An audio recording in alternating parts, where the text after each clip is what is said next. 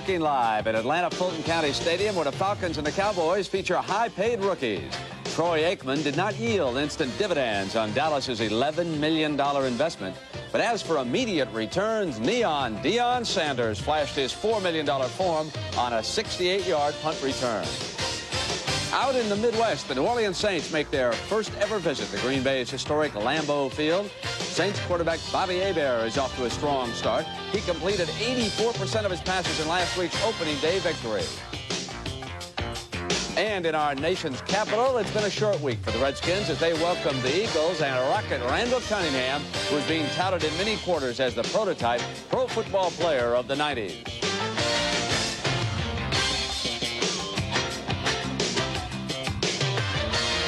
Philadelphia fans are hoping that Cunningham and the Eagles will be the team of the 90s. I visited with head coach Buddy Ryan and found he's having fun now. And for the rest of the league, that's no laughing matter. No matter who emerges as the team of the 90s, chances are by then some teams will be playing in different cities. I'll have the latest on the owner's popular new pastime, musical franchises. It's homecoming day for two premier running backs. Herschel Walker returns to Georgia, while Eric Dickerson plays his first game in Anaheim since the trade 2 years ago. We'll talk live with the latest 10,000-yard man. All that and more coming up on the NFL Today.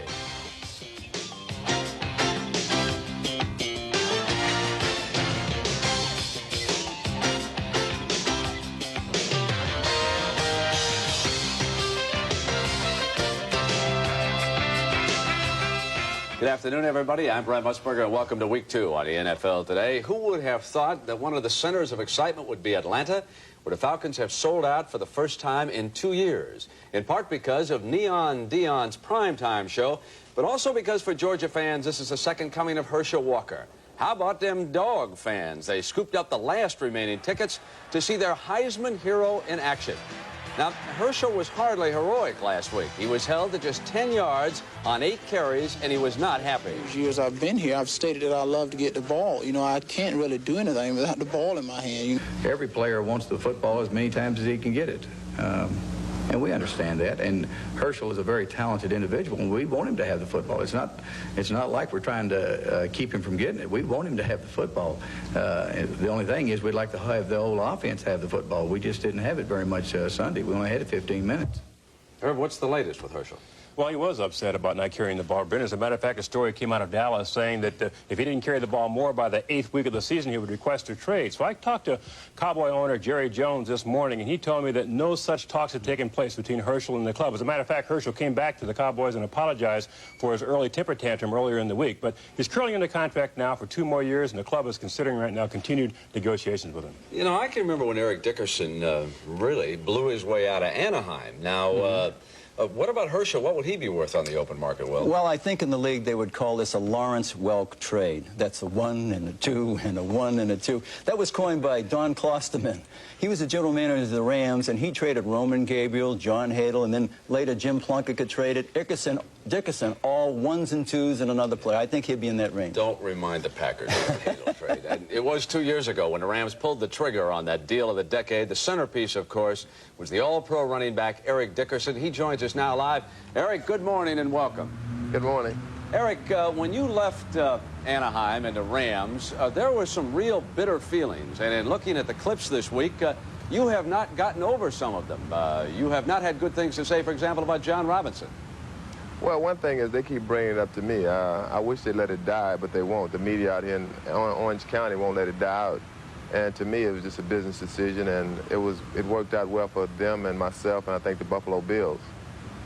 Eric, last week you became, if not the youngest, certainly the first back to break 10,000 yards in just over 90 games. That busted Jim Brown's record. Is one of your goals to surpass Walter Payton eventually and become #1? Well, right now, no. My goal is to get a Super Bowl ring if that's possible, and then maybe pass Walter Payton. But for sure, I think about things like that because Walter was a great running back, and I think he sits alone in front of everyone else. Eric, what's the key to longevity? Staying healthy would be the obvious answer to that. But how did someone like Walter Payton stay in such good shape, and what do you do to remain that physical, conditioned athlete that you have to be? Well, one thing is you have to stay fit and in good shape in the off season. And ever since I was in college, since my senior year, I've weighed around 217 and 220. and my weight hasn't changed much. I think that's one thing that keeps me pretty much healthy because I stay in pretty good shape in the off season. I run, I ride my bike, and I stay pretty healthy when I come to the season. Eric, good luck. How about those Mustangs last night? Yeah, I heard those Mustangs won a game. I couldn't believe it. Yeah, let's show everybody the winning touchdown. I know you haven't seen it. You didn't even know they'd won this morning, but here it is. And the quarterback for SMU will do his best imitation of one Doug Flutie. Well, you remember when Flutie used to drop this ball off? This is the same type of play. Gets up the line, he drops it over, a little basketball pass. And that breaks Connecticut's heart. 31-30, SMU a winner. Another upset last night was this one. Oklahoma did not score a touchdown. They were beaten by Arizona 2 field goals to 1. And the final 6-3, the Sooners go down to their first defeat this season. Well, last year's glamour boy in college football, one of them has joined the NFL. Tony Mandarich has not played it down yet for the Packers, but the second pick in this year's draft has already had a big impact on the small town of Green Bay. Pat O'Brien has that story. It is the dawning of a new age in Green Bay, Wisconsin, but it's not a quiet one because Tony Mandarich has hit town. So, Tony, welcome to Green Bay. What do you think so far? Well, it's not that bad. I mean, I've seen worse. It could be Siberia. Welcome to the jungle. Tony Mandarich is getting ready for football, heavy metal music, and heavy metal. On this day, he wonders what the team record is for 315 pounds. He learns it's 19 repetitions. You guys won't believe me. I got 23 the day I would have reported to camp. Yeah. Excess is a good word for Tony. All you have to do is look at him and listen to him. This was laying on your kitchen counter. Yeah. Tell me what it says. $176,395.20. How does that feel? This is the first part of your bonus check. That feels like the government takes a lot of money. It is no secret that the Green Bay Packers are delighted that Tony Mandarich is now in town, as are the fans here in Green Bay. But nobody is happier about Mandarich's arrival than the folks at the local food center here on Lombardi Avenue. You will eat this? Yeah, one meal, easy. And plus, like rice or whatever else we have. He is arguably the greatest offensive line prospect ever, and he's also just a little bit different. But go ahead. You argue with him. Pat O'Brien, CBS Sports, Green Bay. Thank you. Okay. Mandarich will be activated and expect to see some action for the Packers next week. Now, when we come back, Dick Butkus will go one-on-one with Eagles boss Buddy Ryan as the NFL Today continues live on CBS. The NFL Today is sponsored by True Value Hardware Stores. For quality selection and personal attention, make True Value Hardware your store of first choice. The Menon Company. All over the world, Menon products take care of people who take care of themselves. And by Radio Shack, the technology store, America's leader in consumer electronics. I give 110%. So does Speed Stick deodorant. Has no alcohol to evaporate. Its protection lasts all day. 110% protection that glides on. That's your edge. Speed Stick deodorant, the wide stick. Leaf by leaf, nature tells you it's time for fall cleanups. But first, get everything you'll need from True Value Hardware Stores. This True Temper lawn rake with steel tie-ins is only $3.49. And get tough Service trash bags, just $2.77 a pack. A Master Mechanic 25-foot power tape rule is only $7.99. And the waterproof Tough Light by Garrity is just $4.88 in the fall preview circular from participating True Value Hardware Stores and home centers.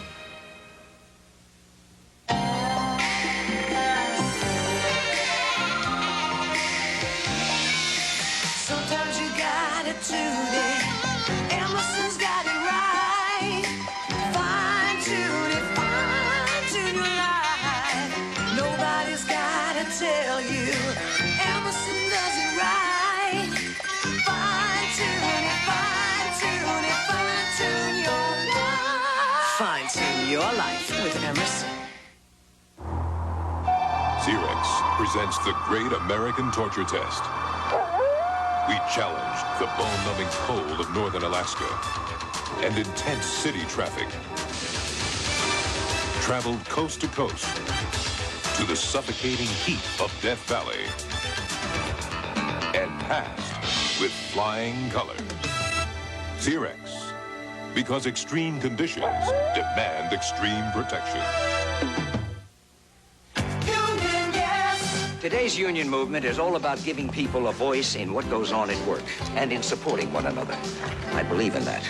I said union, yes. America works best when we say union, yes. It's only week 2, but already an important matchup in the NFC East. Washington coach Joe Gibbs is 12-4 lifetime against the Eagles, while Philadelphia coach Buddy Ryan is 0-3 at RFK in Washington. Hey, you were with Buddy in Philadelphia. What was it like down there this week? Well, it was very refreshing, and I think this piece will show you why.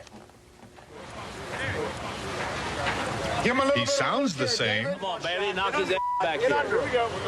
He looks the same. Give him a look. Get up. Good. Oh, that's it. But there is a difference in Buddy Ryan this year. He seems, well, happy. Last year, plays such as this one would drive him crazy. But if last week is any indication, the Eagles' defense has gotten to the level that some say is good enough for a trip to the Super Bowl. Has Buddy really mellowed? There was only one way to find out. And so this week I dropped by his suburban Philadelphia hideaway, and sure enough, I found a man at peace with himself. It's a great feeling. I mean, it's fun to coach here now because everybody's on the same page. You know, whenever you having to discipline people all the time and trying to get them your way and get rid of people and bring other people, it's no fun. Nowadays, there's plenty of fun, just hanging out with his buddies. They can jump on Louis' leg or something. Hey, we'll get another kicker. That's easy. No, we had last year. We had 6 of them. You see what that got us? Not everyone is cut out for the buddy system. Ryan has stockpiled the kinds of players he thinks will do the job. And as more of Buddy's buddies came aboard, the victories followed. But make no mistake, Ryan cares about quality, not quantity. Some guys you go talk to that are great talents, supposedly. I mean, all they really want to do is sign the autographs, wear the good shirts and the beautiful coats and comb their hair and drive the convertibles. I'm not interested in those kind of guys. I'm interested in those kind of guys who want to work to win a Super Bowl. In the past, Ryan took a hammering in the press for his unorthodox approach. Now the media can't get enough of him, and neither can the fans. We play the game where it's supposed to be. All out, full tilt, take no prisoners, don't shake hands after the game, get out. Even his old players took a while before catching on. He was just so hard to understand, but then after you saw that there was a definite method to his madness, then, you know, everybody began to rally around him, and you know, we took a liking to him. In his football travels, Buddy Ryan has always known success, and his coaching has touched the lives and careers of some of the greatest players the game has known. At each stop, this wandering genius has produced winners, and today, it's no different. It took us a while to figure Buddy out, but we know that he's for us. He stuck his neck out for us, so we'll live and die for Buddy. I really believe in my heart if it wasn't for Buddy, I probably wouldn't want to play here. He gave me another chance, and I respect him very much for that opportunity. I thank God for him. And I handle each one just like, you know, they're my kids. And that way it's always fair, but it's always fun, too. We got a ball for you.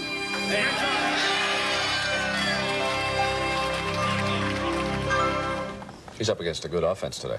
Well, Buddy Ryan has said publicly that he wants to improve his pass rush. Now, a lot of other linemen would start snipping and snapping that the head coach is picking on them. Not so with the Eagles.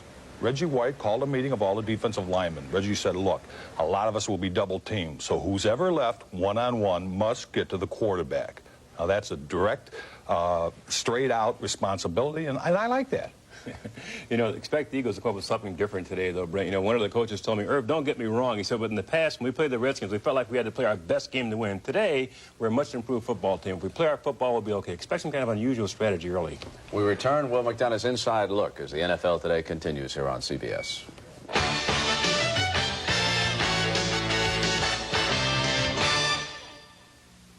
How much insulation do you have in your attic? 3 inches? 6 inches? Well, the Department of Energy recommends R38 for most American homes, which is equivalent to a foot of Owens Corning pink fiberglass. So grab a ruler and measure your attic insulation. Then get rolling, because 12 inches of pink fiberglass can help you get a foothold on your energy bills. Over its life, a Motorcraft battery delivers enough energy to light up a small park, like Candlestick Park. Shouldn't you install that peace of mind? Motorcraft quality parts from Ford. A Motorcraft spark plug has to fire 500 times a minute. Over its life, that's a spark 5 miles long. Shouldn't you install that peace of mind? Motorcraft quality parts from Ford.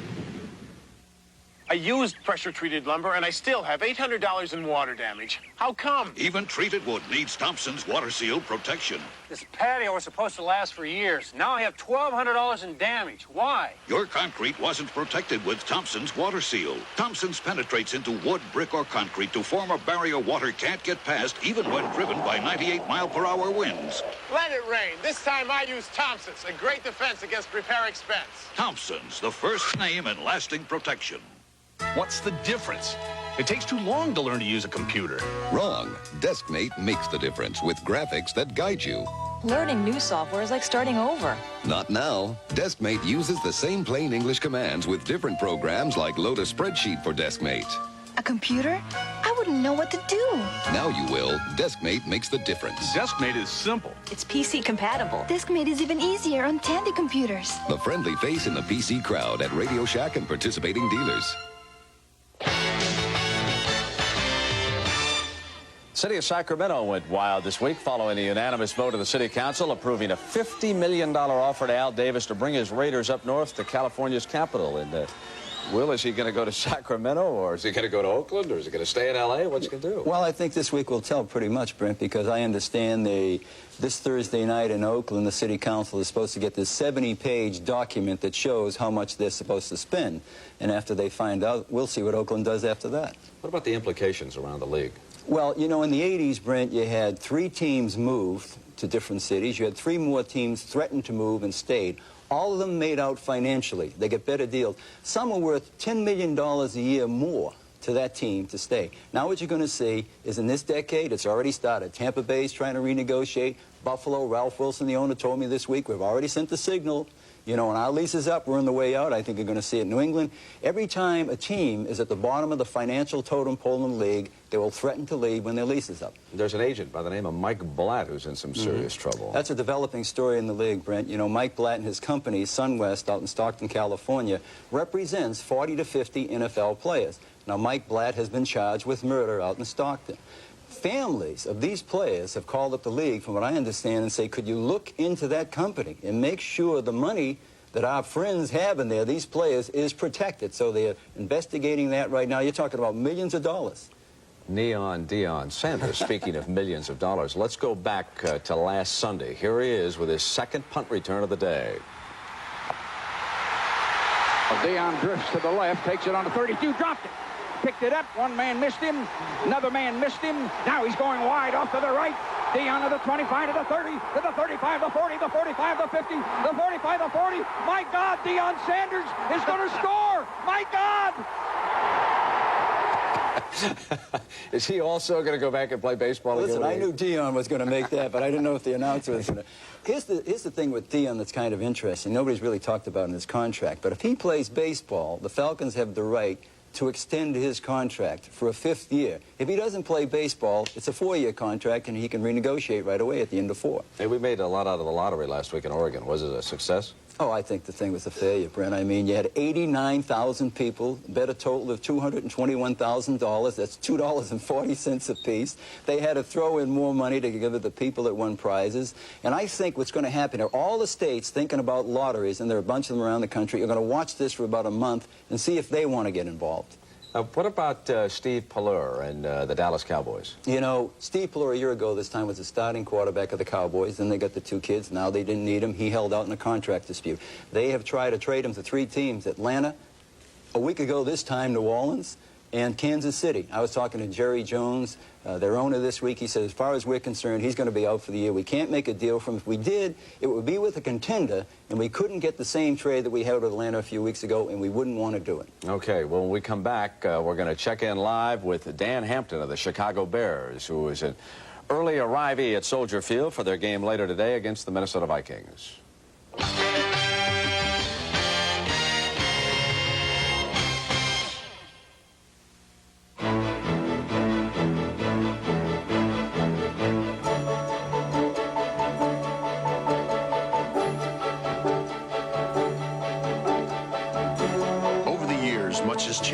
about the game.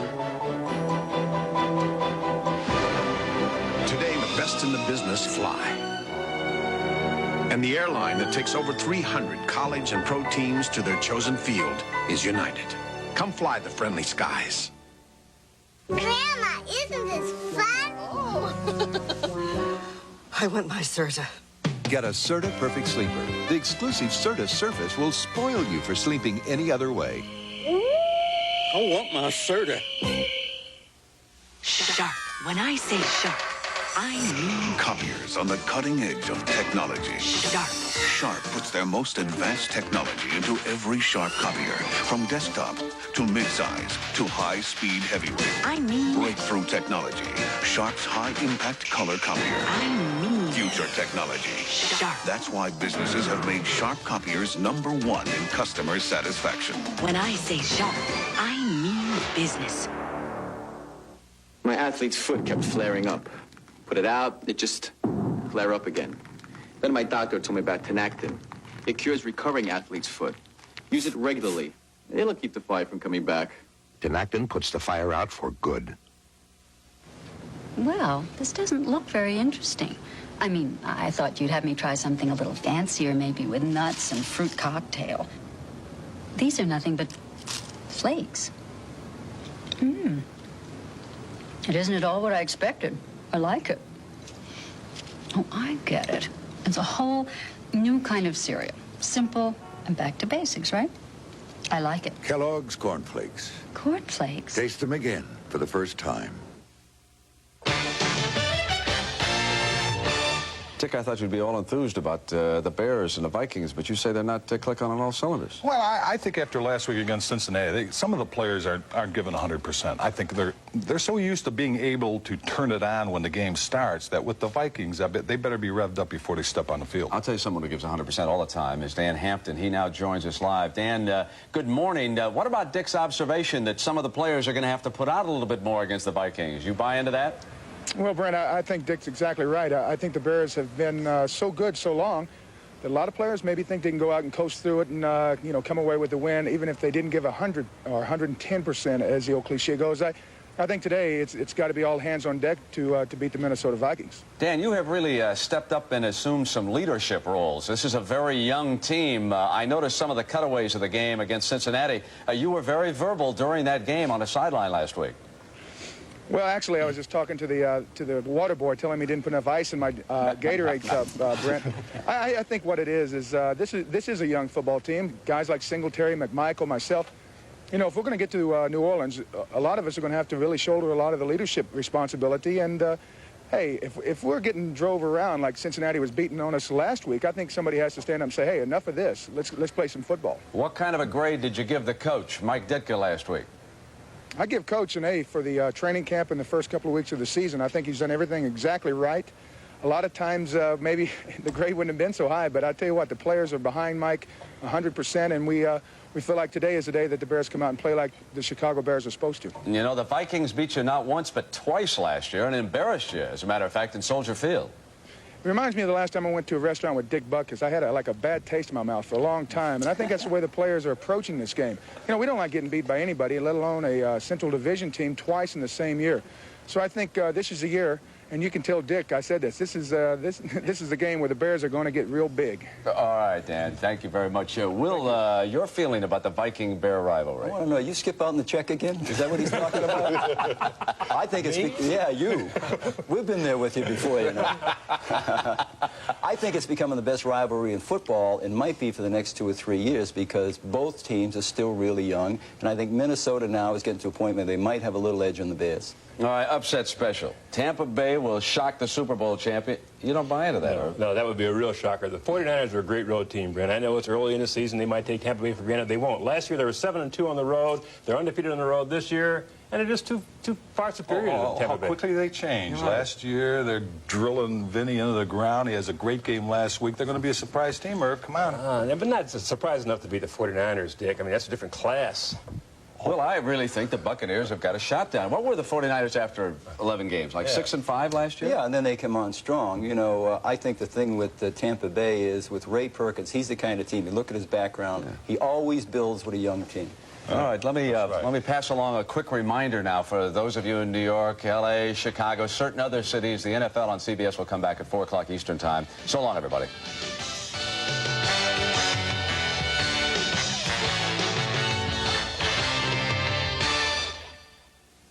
Tonight, get ready for the CBS Premier Spectacular with host Angela Lansbury, Tim and Daphne Reed of Snoops, Lindsay Wagner's Peaceable Kingdom, Richard Chamberlain, Island Sun, with Candice Bergen and the cast of Murphy Brown. We're ready. And a special sneak preview of Major Dad, all in the CBS Premier Spectacular. Then, service. When Steve Martin falls for Daryl Hannah, one thing gets in his way. Counting off. Roxanne, tonight. This is CBS.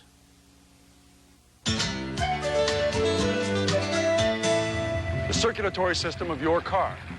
That's where Texaco's new System 3 gasoline starts to bring new life to fuel injectors and valves. It can keep new cars running like new and actually help restore performance to older cars. You'll get more power from every octane.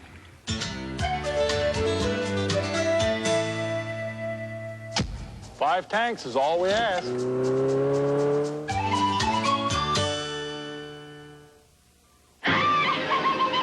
Do something definitely different at Crystal. Celebrate the 50th anniversary of Dorothy and Friends in The Wizard of Oz. Order a Coke for 99 cents and get a 50th anniversary Wizard of Oz glass at Crystal. Each week a different character.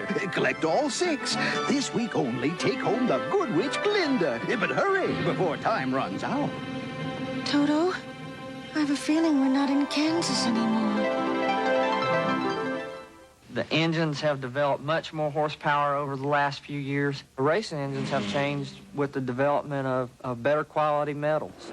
The lubrication end of it now is much more critical. Oils that you used to use would form the buildups now, the sludge, for instance. Now, you have to have oils that are specially formulated.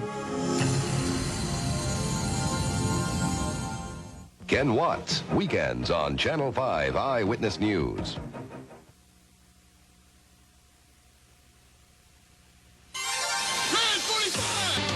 Dallas Cowboys' hopes were high after a successful preseason, but Coach Jimmie Johnson's smile and those high hopes were wiped out last week 28-0 by the New Orleans Saints. Rookie Troy Aikman survived his opening day test, but Herschel Walker only carried the football 8 times, and he's calling Neon Deon. Call him prime time. Call it a touchdown for Deon Sanders less than 6 minutes into his NFL career. Atlanta still hasn't recovered. The Falcons responded with new spirit, and despite losing to the Rams, a big play offense as this Atlanta team ready to light up the scoreboard.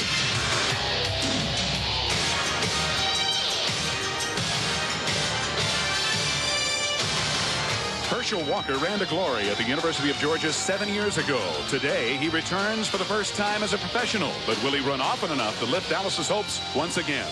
As Cowboys take on the Atlanta Falcons. Fulton County Stadium is sold out for the first time in 2 years. The Cowboys are a draw, but the main reason, Herschel's homecoming as Herschel Walker comes back to Georgia.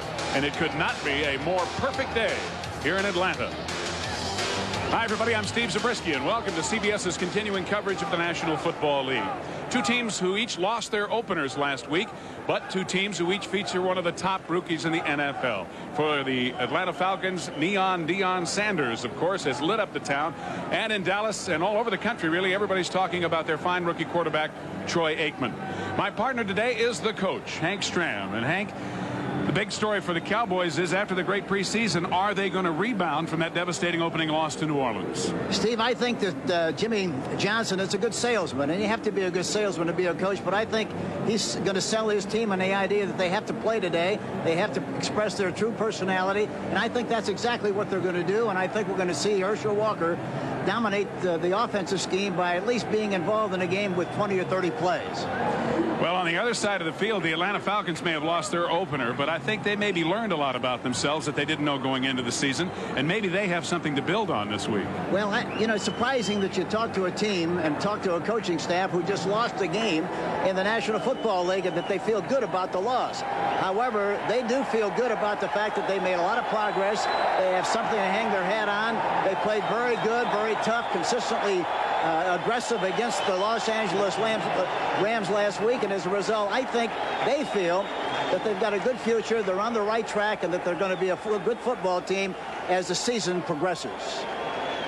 They certainly did have some type of a base as they found out they could score some points, but here they have lost the toss. Dallas has won. They have elected to receive. Scott Aikman, number 81, and number 86, James Dixon, are back deep to receive, and it's the rookie Dixon fumbling the football inside the 5, but now the ball goes out of bounds and a penalty flag goes up. And they're going to re-kick it apparently as the ball went out of bounds.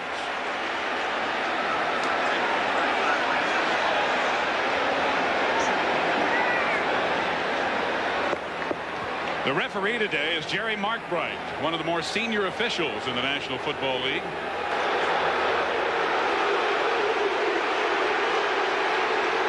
And he was going to make an announcement, but now he wants to be sure.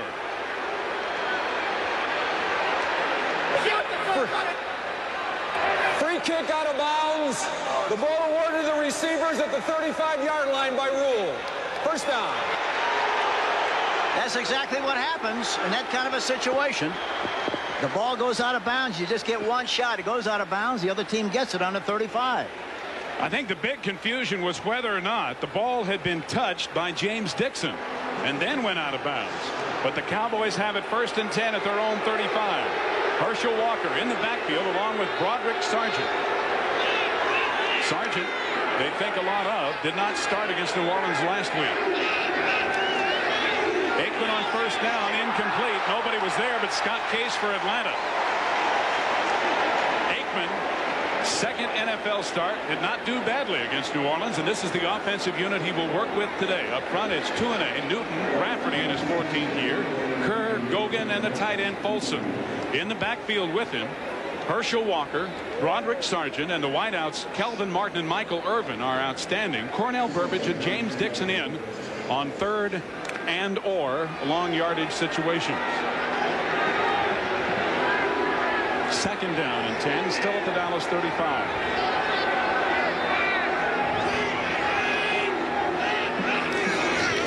Walker.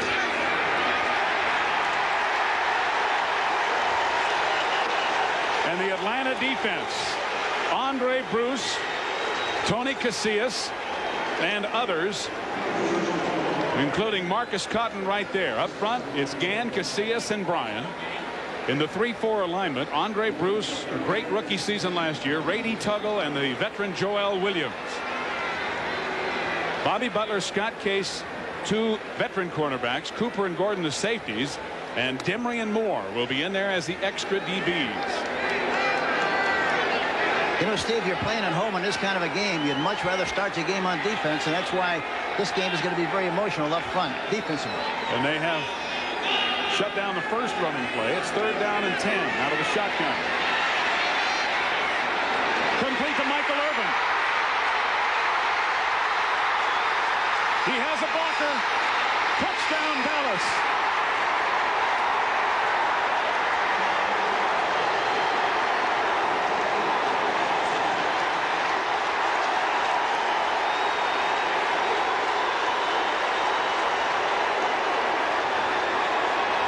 A 65-yard touchdown play on 3rd and 10. Here we see the isolation. Now look at him break to the inside on an inside route. Scott Case is covering on the play. He has him covered pretty well, but he gets a little bit behind. Irvin has that kind of speed. Makes a good move down here. There was a downfield block just enough to nick the defensive back. But Irvin changes the scoreboard and goes all the way in for the touchdown. Evan Cooper was the last one to had a chance to make the tackle, number 20. So Roger Ruzek with the extra point, and it is good. And very quickly here in Atlanta, just less than 2 minutes gone, 7-0 Dallas. Did you know that there's only one company that's willing to stand behind its 800 service and guarantee that your calls get through? We have a new AT&T 800 assurance policy which says the call must get through. If you're using AT&T's basic 800 service and all of a sudden there's a problem and you're not getting your calls, well, we can start to send those same calls to a regular telephone line right there in your office, and we can do that within an hour, guaranteed, get you back in service. We could probably do it quicker.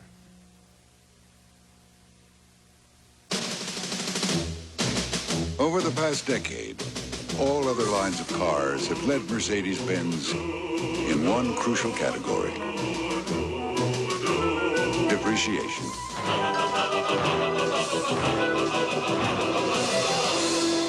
Which proves that sometimes great cars finish last. Mercedes-Benz, the resale legend.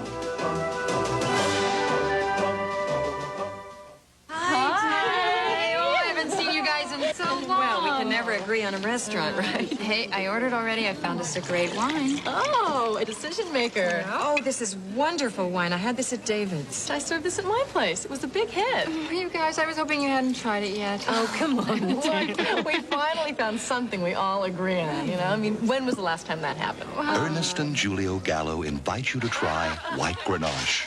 It will change the way you think about Gallo. Herschel Walker was over congratulating Michael Irvin on the 65-yard touchdown pass. Dallas using only 1 minute and 11 seconds of this ball game to get their first touchdown of the year. They played 60 minutes, Hank, last week without scoring. They had one called back against New Orleans. You know, the other thing that's amazing about what happened was the fact that the Atlanta Falcons play a lot of zone defenses. You have to be patient. You have to take the trolley car and not the airplane when you play against them offensively. And to score like they did is quite an unusual thing. Certainly got Marion Campbell and Atlanta's attention. Roger Ruzick will kick it off. Back deep to receive George Thomas and Keith Jones. And it's going to be Keith Jones who takes it at about the 3. And only to the 12, Bill Bates, who has been such a performer on special teams throughout his career for the Cowboys, down to make the play, but there is a flag down on the field. And it was thrown as soon as the ball was received by Keith Jones. So let's hear Jerry Markbright's call. Illegal block, number 95, on the return, first down.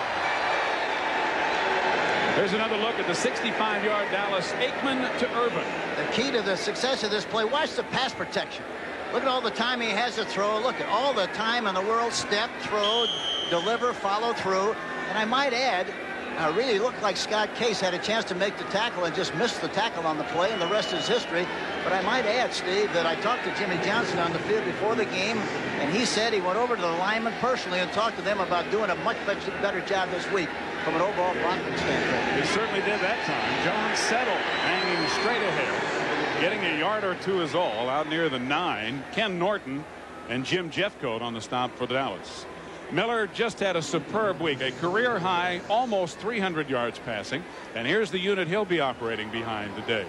Up front, they're for the most part young and somewhat beat up and a little bit out of position. Ken, Robinson, Dukes, Fralick, of course, he just came back to camp. Settle and Lang in the backfield, and they've got some great wide receivers, Haynes and Collins, both out of northern Arizona. Collins, a rookie who had 6 catches last year. Second down and 7. Miller's first pass too tall, intended for Michael Haynes. He had some pressure from Ed Too Tall Jones. Let's look at that Dallas defensive unit. Of course, Too Tall, unbelievable, in his 15th year. Willie Broughton out of Miami. Hamill, who is starting this week, and that's an interesting story. And Jim Jeffcoat up front. Burton, Lockhart, and Norton at the linebackers. Eugene's been around a long time. Then in the secondary, Everson Walls, the veteran, Williams, Horton, and Albritton, who's getting a start at strong safety, with Francis and Hendricks, the nickel and dime package.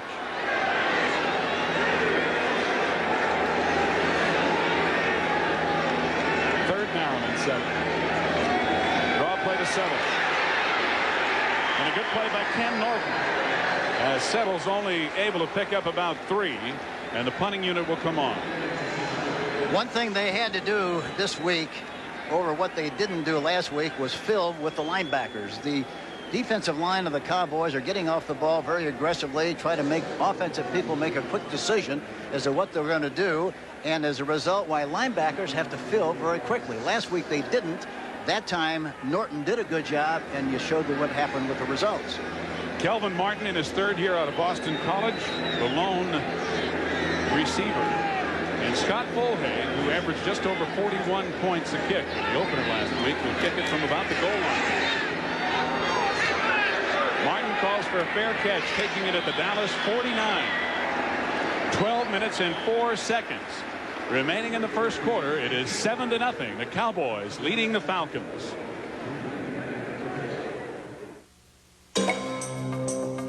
Recently, Road and Track magazine concluded a search for the world's 5 best cars.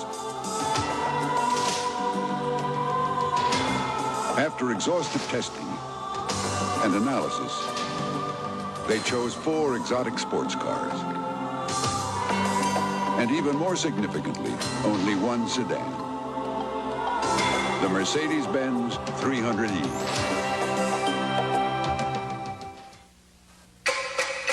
Dry is bold and wet. The taste of dry is less sweet. Michelob Dry, brewed longer, so taste after taste, there's just no aftertaste. Michelob Dry, bold taste with no aftertaste. Performance. For some people, it's more than a passion. It's a way of life.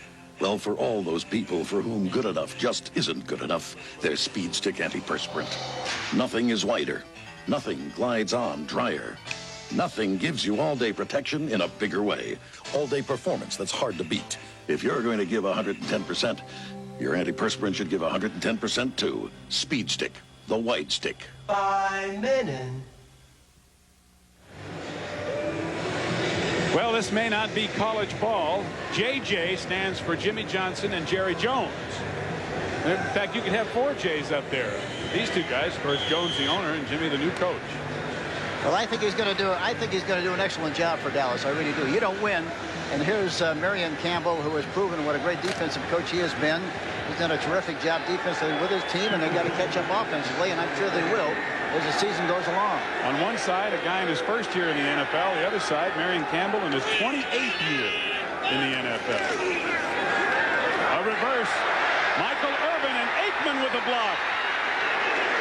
Irvin gains about 5 before he's run out of bounds by Robert Moore. Now let's go to Brent Musburger in New York for an NFL Today update. Well, Steve, the Washington Redskins have bounced back from there, so they're up by 13. Back to Steve. Thanks, Brent. They certainly know Gerald Riggs here in Atlanta, don't they? They sure should, the way he's played. He was terrific. Gain of 6 on the reverse. It's 2nd down and 4, and Herschel Walker goes nowhere. Maybe even loses a yard. Tony Casillas, the nose tackle. And Atlanta's front, so far, Hank's doing a very good job. Casillas is a great slider. He plays on the nose of the center, number 75. Reads, react, and responds. He took a good angle from the inside and made the tackle on the inside. He's a great player and is having a very, very good season so far, talking about the preseason and now. Casillas comes out on 3rd and 6.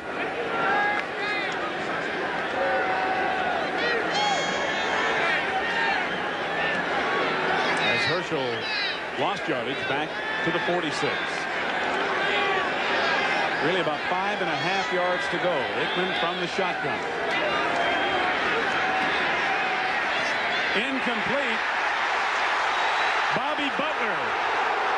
And now a penalty flag goes down late, and Butler's upset. Initially, there was no flag.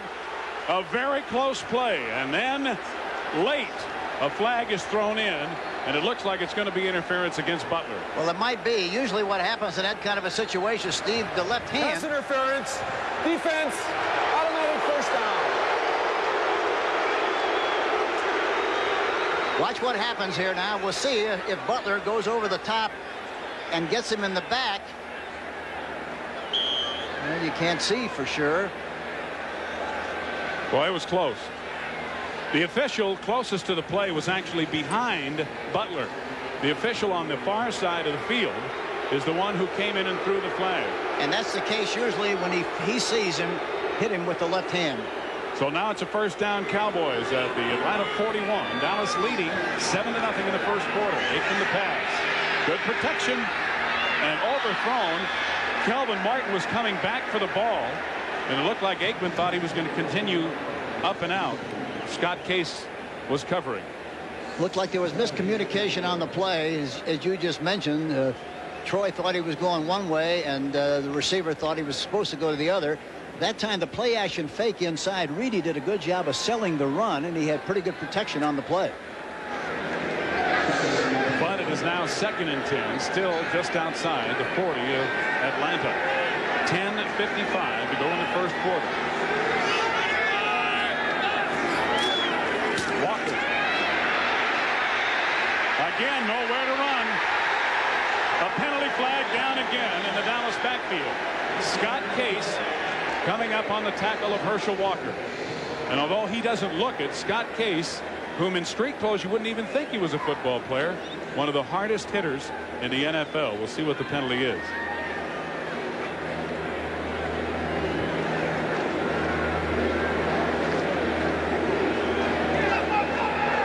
Illegal block, number 66, offense. 2nd down. Well, that can happen, Hank, when guys are running around back there and turning, and you can very easily hit a guy from behind. And it's Kevin Gogan. Well, that time, too, you know, Herschel Walker looked like the play was designed to go inside, and it looked like Gogan had a chance to make the block, but missed on the opportunity because Herschel bounced outside just where he was trying to make the block. The 10-yard penalty moves it back just outside midfield. So from the 49, now the Cowboys at 2nd and 20.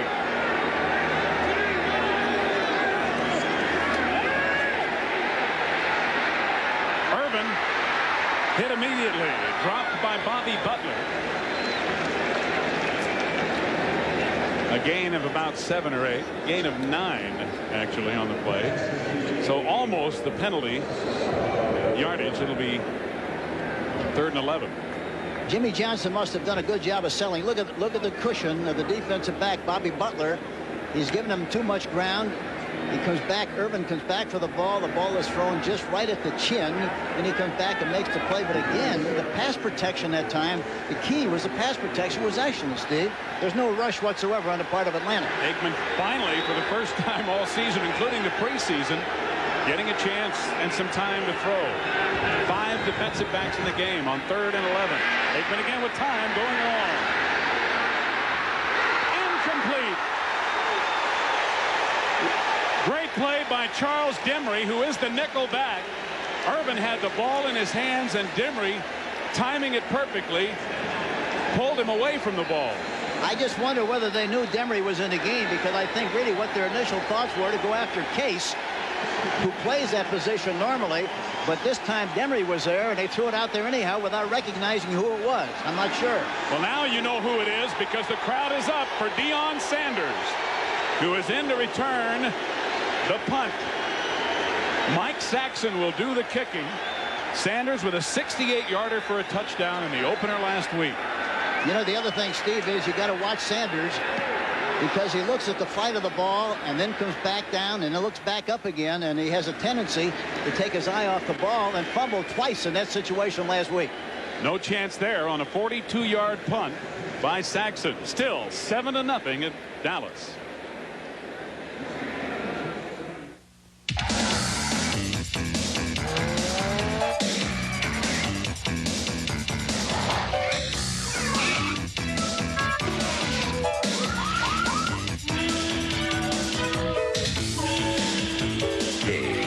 When it comes to protecting your investment, isn't it worth paying for the real thing? Because only Armorall works like Armorall. I'm Tim Simmons, State Farm agent. One day my policyholders got the back of their family car banged up, but Van and Mary and the boys didn't have to miss any family outings. They reported their claim directly to me. Our claims people were on the job pronto so that Van and Mary could get their car fixed fast. Now they know why more people think that State Farm is the best buy in car insurance. We keep things moving so you can keep your family moving. And like a good neighbor, State Farm is there. At 1,184,880 miles, a Mercedes-Benz 180D is in the Guinness Book of World Records as the world's most durable car.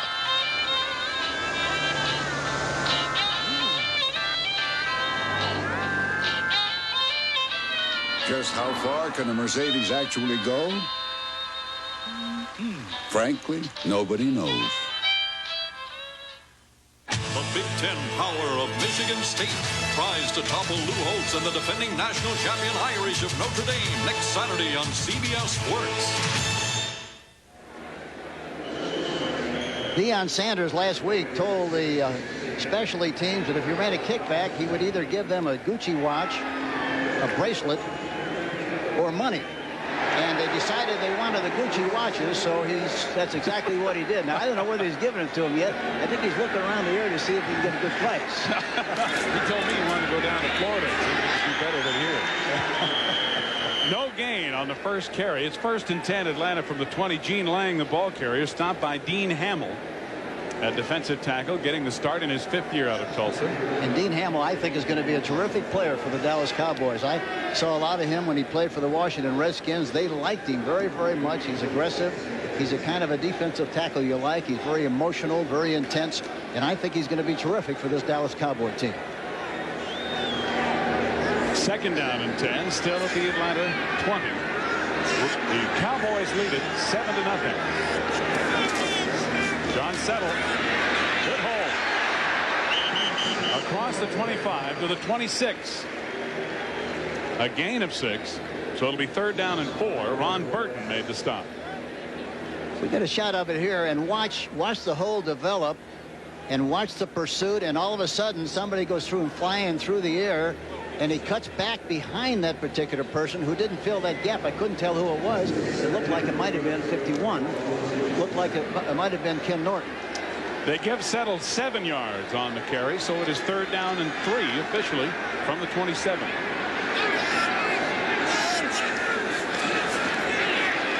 Chris Miller rolling from the pressure. Drop. Stacey Bailey had it in his hands and dropped it. Robert Williams on the coverage for Dallas. It'll be 4th and 3 and the punting unit on. You know, those kind of balls, it was in his hands, but his hands were not right. His hands were not right to catch the ball. The left hand was in the wrong position, and as a result, the ball came down and fell incomplete. But that's a catchable ball. Those are the kind of balls you got to make. Those are big play catches. He should have made that catch. Atlanta would have been in good field position and would have had the 1st down. So now Fulhaig on to punt, and Kelvin Martin back to receive, standing near his own 30.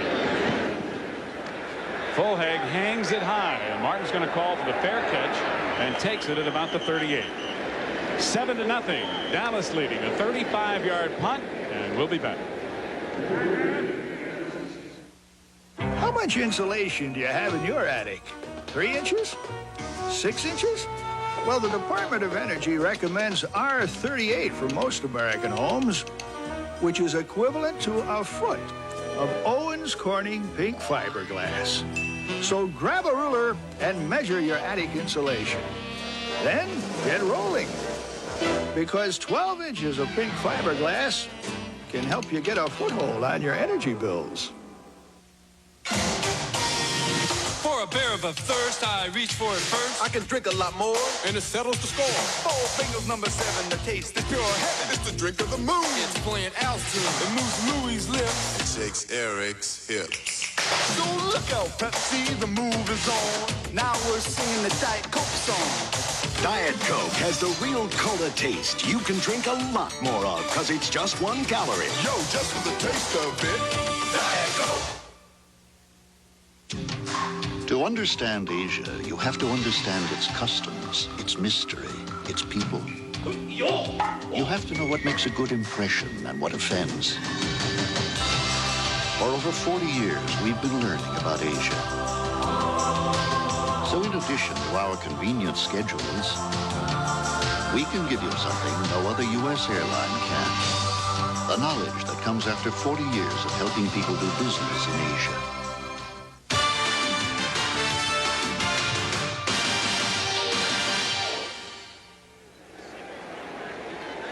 We're just about halfway through the first quarter here in Atlanta. Dallas leading 7-0, and I guess it's sort of an axiom in football that you have to run the ball and play good defense in order to be successful. We'll look at Herschel Walker and John Settle and look at the percentages of offense.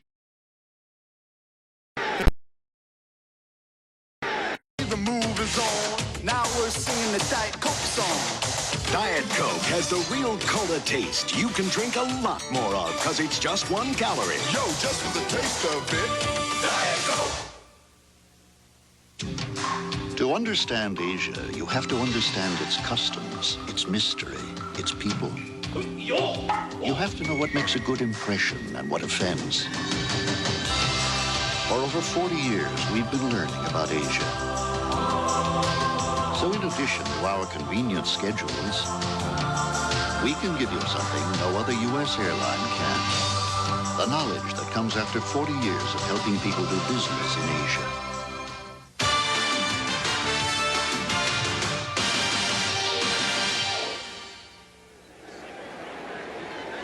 We're just about halfway through the first quarter here in Atlanta. Dallas leading 7-0, and I guess it's sort of an axiom in football that you have to run the ball and play good defense in order to be successful. We'll look at Herschel Walker and John Settle and look at the percentages of offense they produced last year for these two teams.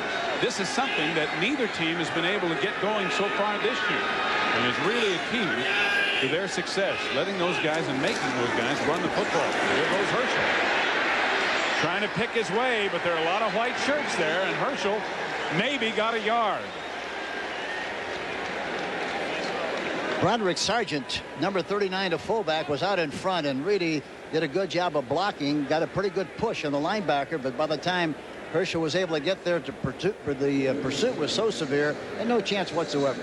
They gave him his forward progress of 3 yards, so it'll be 2nd and 7, and the CBS Sports Wire will be keeping you up to date all afternoon of what else is going on around the National Football League. Ball at the Dallas 41, a penalty flag goes down, and again Herschel can't find anywhere to go. He fumbles the football. Bobby Butler has it. Butler into the end zone, but remember, there is a penalty flag down. If the penalty is not against Atlanta, it would be a 30-yard fumble return for a touchdown. We will see. They're talking about it now, and it certainly couldn't have been in the grass thing.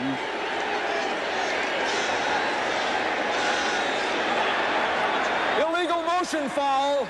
Number 86, offense, penalty decline. It is a touchdown. Touchdown. Herschel Walker's fumble picked up by Bobby Butler, who ran it in from 30 yards out. And Paul McFadden will try to tie it up. Here they're running, smashing, trying to run straight ahead. Look at the pursuit. Look at the pursuit. Herschel Walker tries to go back the other way. The ball falls out of there, picked up by Bobby Butler. Good pursuit by the Atlanta Falcons.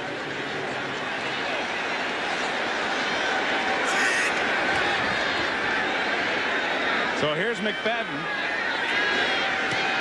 And he does barefoot it right through there to tie the game. Officially a 29-yard return by Butler for the touchdown. So the turnover results in 7 points in a tie game with 6:51 to go in the first quarter. Hank, one of the things that Atlanta learned about their defense last week, even though the Rams scored 31 points in beating them, was that they have the capability to make big plays on defense. Well, they're a very good team. They really are. They're a well-disciplined team. They're a zone team, and they're very thorough. Last night, for example, at their team meeting, one of the players talked about a what-if situation. What if they do this? What do we do? They didn't feel like they covered it well enough, so they took the defensive team out in the parking lot went over the responses and responsibilities and said, if they do this, this is what we do. But it was a great illustration how thorough they were in the parking lot last night at the hotel. Also an indication that they were concerned. Felt that it was worth spending some extra time on. You better be concerned when the players start asking you questions about things the day before the game.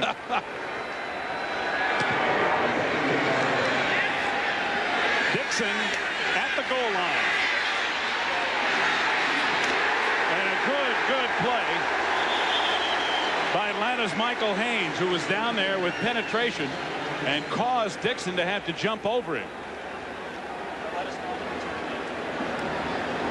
Steve Zabriskie and Hank Stram with you in Atlanta. The homecoming of Herschel Walker back to Georgia for the first time as a professional. We have 6:42 left to go in the first quarter, and we are tied at 7 as the Dallas Cowboys and the Atlanta Falcons are each looking for their first win of the year. You know, it's a funny thing about that first game. When you lose your first game, you have all kinds of things go through your mind, and we'll go over that in a few minutes. Here we start this play. And each team with a very different situation under which they lost their opening game. 1st and 10 Cowboys. Roderick Sargent and Herschel Walker in the backfield. It's Walker, and again he goes nowhere. Tony Casillas hit him first, and then Andre Bruce finished him off. Casillas was the key, though. He got penetration, and anytime you get penetration, it's tough to make progress straight ahead, and that kind of a play right up the middle. It looked like he took a shoulder, and in the process, it looked like he might have got a bruise in the shoulder area or the arm, but he's coming off the field at this particular time. Either that or it's an equipment problem. Well, they might have broke a strap. Mike Gann, number 76, is into the game, replacing Casillas. Walker gained 2, so it's 2nd and 8 at the 19. Again, Aikman has good protection. Juggling catch by Walker. Joel Williams chasing him and trips him up. Herschel to the Atlanta 29. A 53-yard pass play. And here again, the pass protection was very good again. Troy Aikman has had plenty of time to throw the ball, step and throw. There you see Herschel on the inside making the catch. And it looked like Joel Williams had a man for man, and that was the problem. And I think anytime that you get a linebacker, you've heard it millions of times, you get a linebacker trying to chase Herschel Walker, you got a mismatch, you got a problem.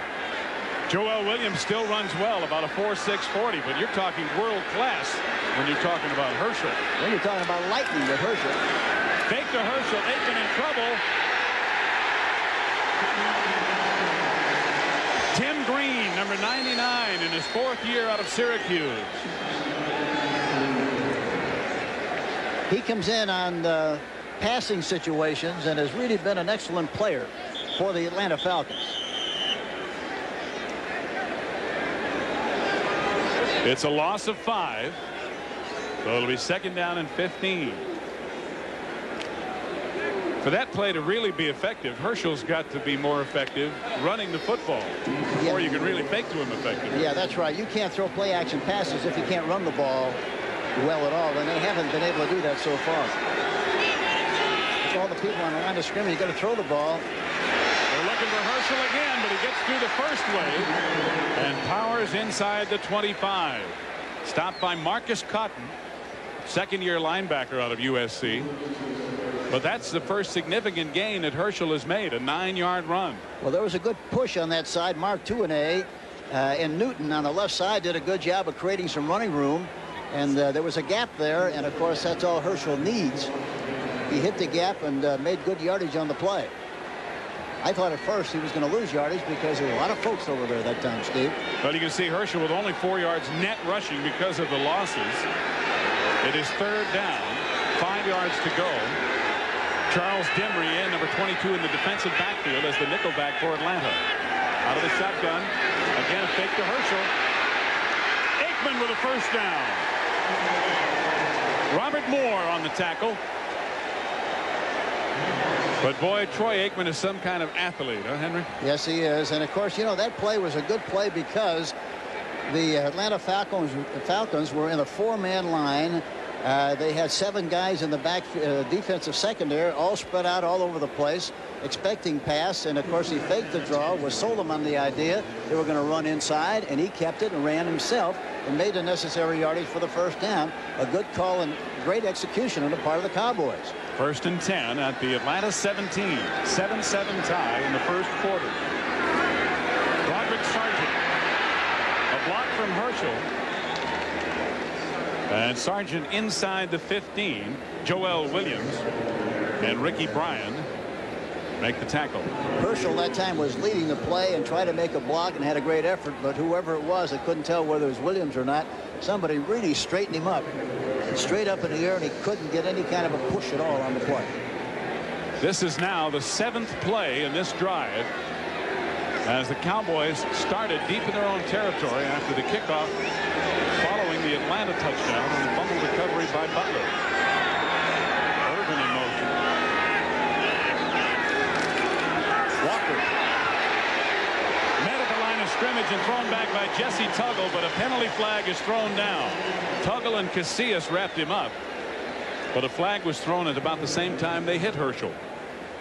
And that's the epitome of fame, isn't it, Hank, when you can be known by your first name? That's right. All you have to say is Herschel. We're like Martina in tennis. We'll see a replay here. Hopefully we'll see Casillas. I don't know what this discussion's about. Joel Williams is the defensive captain, and he and Jerry Markbright, they're talking about whether or not they want to accept the penalty. And you see Marion Campbell say, wait a minute. He's first of all, he said move him back.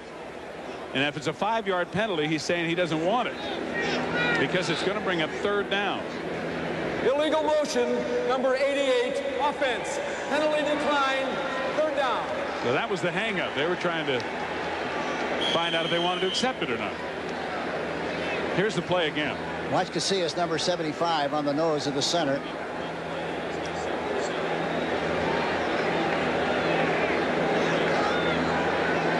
He actually didn't come over there and make the play. No, Jesse Tuggle stood him up. Yeah, he stood him up, and I thought that we got a better angle on Casillas coming in to help make the play, but he didn't do it at all. Tuggle was the guy that made the play. So it's 3rd down. And Aikman on the quarterback draw has the first down inside the 5. Marcus Cotton on the tackle. There's a great illustration, Steve, of why you have to have a quarterback who has escapability skill, who has movement by design, because he can make plays on his own.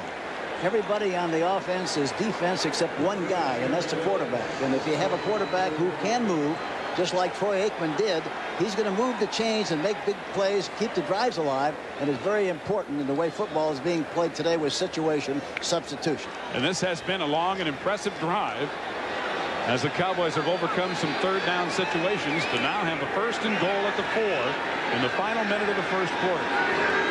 Walker. Touchdown, Dallas.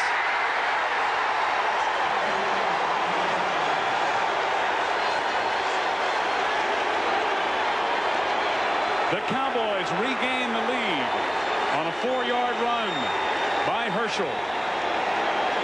And it was good blocking at the point of attack. Kevin Gogan. Kerr, they got a good seam in there. We'll see it here. Look at the good push-out block on the outside. And he goes through the arms of a tackler. And that's what he talked about yesterday. He said that, you know, I'm strong enough where I shouldn't permit anybody to tackle me with an arm tackle. There was a great illustration of it. They got a piece of him, but he ran right through the arm tackle. Roger Ruzek converts the extra point out of Mike Saxon's hold. And it is now 14-7 Dallas as Herschel gets his first touchdown. And, of course, his big reception, the biggest play in the drive. The Cowboys, Hank, are such a different team this year than they have been really for their entire history. Lots of things have changed from the owner. Of course, 3 new quarterbacks, 2 of them are rookies. It's 7 coaches as Jimmie Johnson has brought in most of his staff, and that's the norm. 9 new starters, 20 new players, and of course, the most important thing to many people, 23 new cheerleaders. It's important to the cheerleaders. So lots of changes for the Cowboys, but you had to expect that with the changing of ownership. Well, once you do, you make a change. Well, you have to make the change. And a lot of people don't like it at the time when they are involved in it or live with it. But that's what you have to do. And eventually, this team is going to come back and bounce back and enjoy the same kind of success they had in the past under the great leadership of Tom Landry and Tex Schramm. A 9-play, 83-yard drive. To the left of your screen, Keith Jones, and to the right, George Thomas, waiting for Ruzek's kickoff. 56 seconds remaining in the first quarter.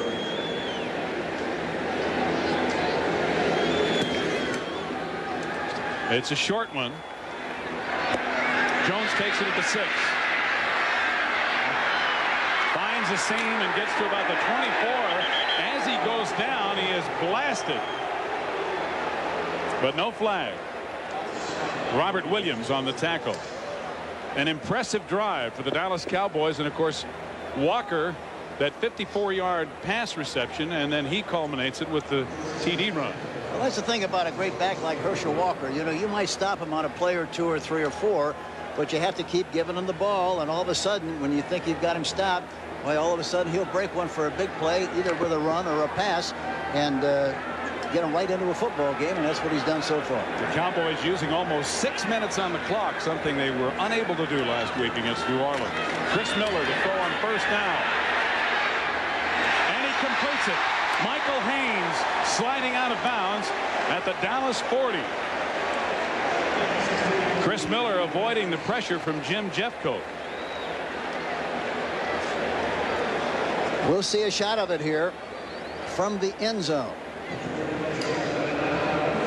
Look at all the space in the middle. Play action fake with a crossing pattern. But he gets a little pressure up the middle, but has enough poise and the ability to move up into the pocket and makes the catch. And it's a 16-yard gain to the Atlanta 40 and their first down of the day. 38 seconds remaining in the first quarter. Dallas by 7. Quick out to Haynes. Complete. And he's hit immediately by Everson Walls.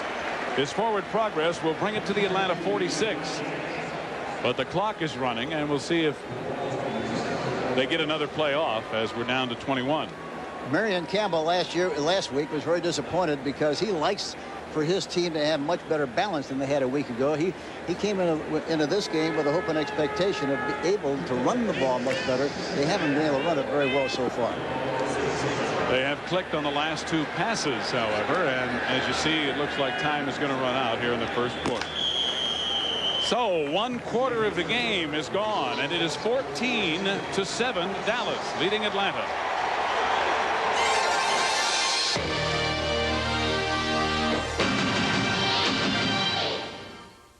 Get ready for the CBS Premiere Preview.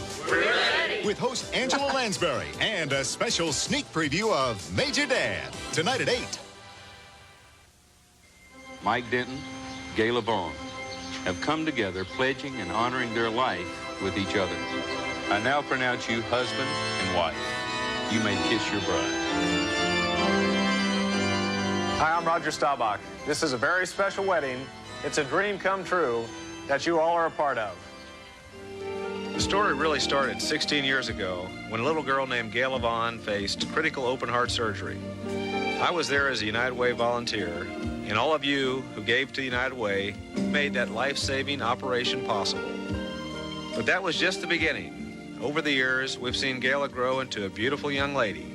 We were there when Gayla became queen of her prom, and you're with me here today to see your dream come true. This story has a happy ending because of you. When you give to United Way, you're making dreams come true, and you're part of that dream. United Way, it brings out the best in all of us. Thank you. This message furnished by the National Football League. CBS Sports coverage of the National Football League is sponsored by Mercedes-Benz, engineered like no other car in the world. Owens Corning, our building products put your house in the pink. And by Armor All Protectant, because we're crazy about cars too.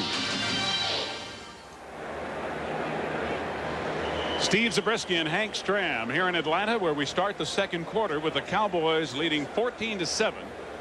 The Atlanta Falcons have a 2nd down and 4 at their own 46. They have just picked up their first down in this drive. as their touchdown came on a 29-yard fumble recovery return for a touchdown by Bobby Butler.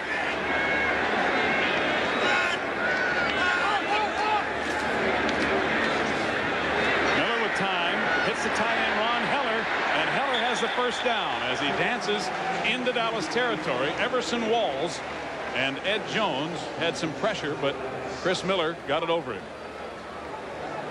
Talking to Heller yesterday at our meetings was kind of interesting because he played with the 49ers last year on the Super Bowl team and made a very strong contribution. He talked about the change here, likes it very, very much, and thinks that he's going to be a more integral part of this offense as the season goes along because of the style of passing that they employ here.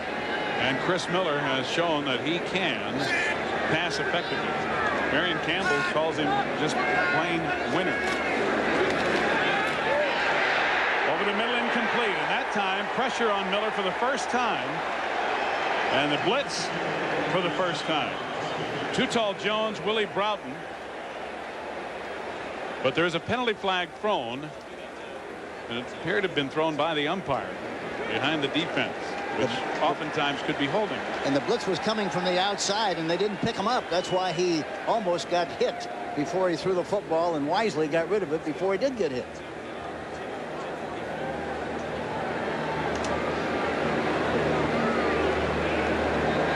Holding number 57, defense, automatic first down. That'll move the ball 5 yards upfield to the 42 of Dallas. And it's Willie. No, it's 57, Ron Burton. That's right.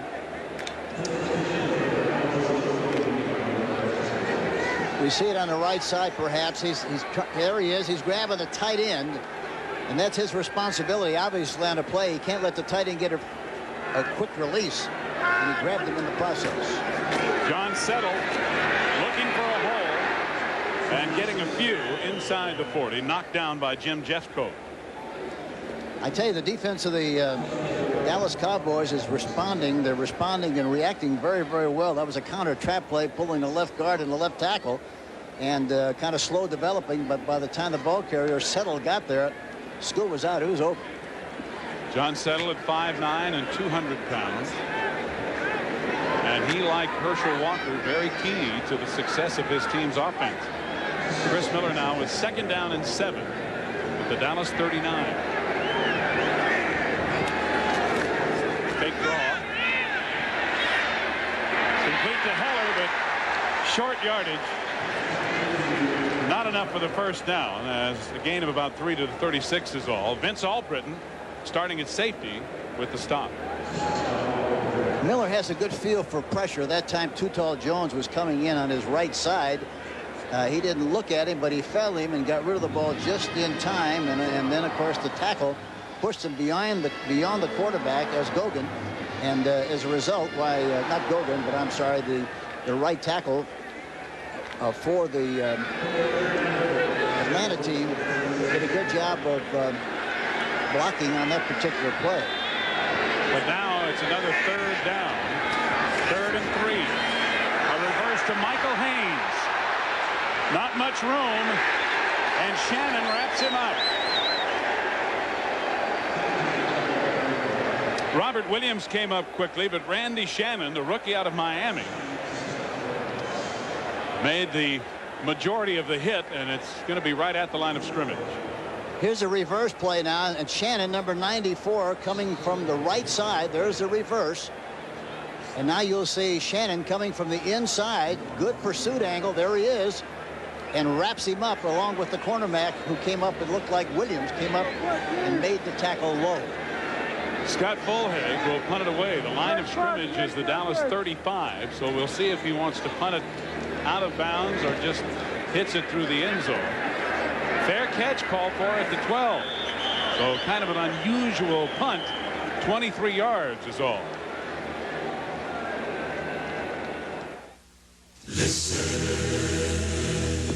Something new is happening at Chevrolet.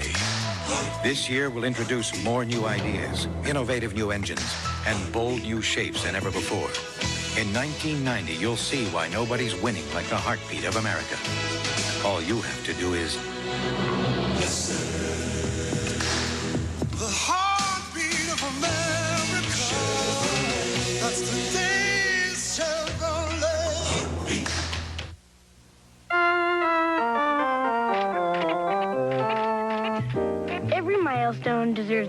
look at your insurance and financial needs with your MetLife representative. Get Met. It pays. You can see the dream of success in the eyes of people all across America. At Citicorp, we understand the dream. That's why, as Citicorp and Citibank, we've become America's largest financial services organization, already helping 1 in every 5 American families, with more home mortgages, more student loans, more MasterCard and Visa cards than any other company. We'd like you to get to know us better. Citicorp, because Americans want to succeed, not just survive. This NFL Game Summary is sponsored by Citicorp, because Americans want to succeed, not just survive. Story of the game. Herschel Walker, a big play. Walker fumbled that led to an Atlanta touchdown, but Walker also with a big pass reception and a touchdown to put the Cowboys back on top. We're just underway in the second quarter, 14-7. Dallas leading Atlanta. And we talked, Hank, about how it is imperative, really, for both teams to have a running game going. So far, it really hasn't been the case. And again, it's big plays that have made the difference. That's always, that's what's happened so far in this game. But the defenses of both teams have really been super. Really have made it tough for each one of the teams to run the ball. Dallas 1st and 10 at their own 12. The second time they've had to start inside their own 20. And it's Walker banging straight ahead. Breaking tackle, still running. Vintage Herschel as he's out across the 25 before the safety Bobby Butler brings him down along with Evan Cooper. Here he is going through the revolving door right up the middle on the play. A good push on the man on the center. He goes through a would-be tackler. Another would-be tackler. Looked like Brian on the play trying to make a tackle, number 77 from the backside. He doesn't, and goes through there for the first down. A great run, great effort by Herschel Walker. That's just good running. Herschel again banging in the backfield, but stopped behind the line. That time Bobby Butler said, I'd rather make the tackle at this side of the line of scrimmage than 11 or 12 yards the other side of the line of scrimmage. Now he's looking at his helmet to make sure it wasn't broken on the play. I'll tell you what, something happened. You bang bodies with Herschel, you're probably not going to win.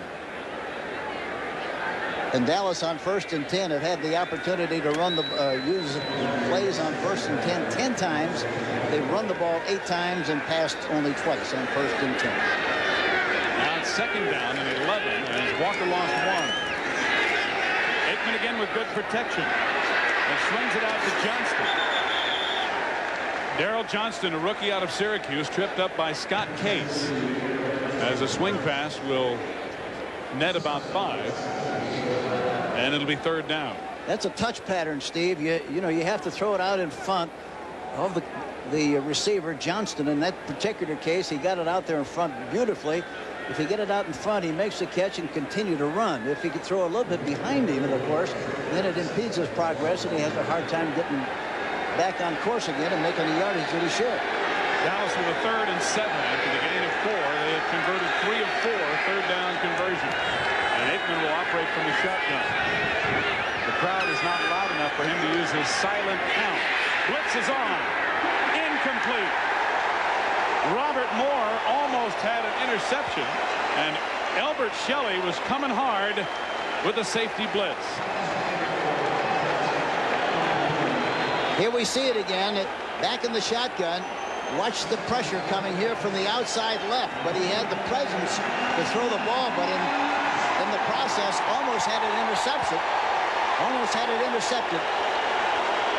And prime time is out inciting the crowd, as he likes to do. He did it at Florida State, where he had a great collegiate career. Now watch his eyes and watch what he'll do. He'll look up at the ball as the ball is coming down. Then he'll take a quick look at the people chasing him down the field. Then he'll go back up for the ball, and sometimes he'll miss. Fair catch at the last second. What a punt by Mike Saxon. A 52-yard punt that hung up there so long, Sanders had no chance to return it and called for the fair catch at the last second.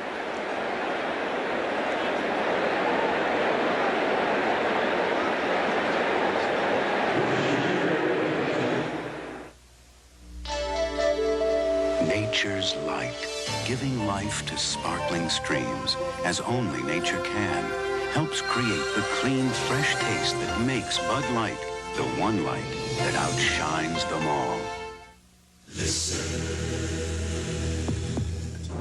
You can't miss it. It's the new look of Chevrolet. This year, you'll see more new shapes and more new ideas than ever before. You'll see why nobody's winning like the heartbeat of America. In 1990, we'll let our style do the talking. The heartbeat of America. That's today's Chevrolet.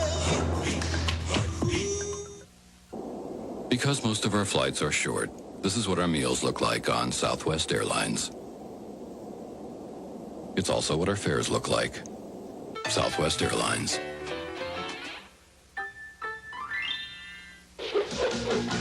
Southwest Airlines has one of the best on-time records in the country. Mr. Smith, you're early. Just something to remember. Southwest Airlines.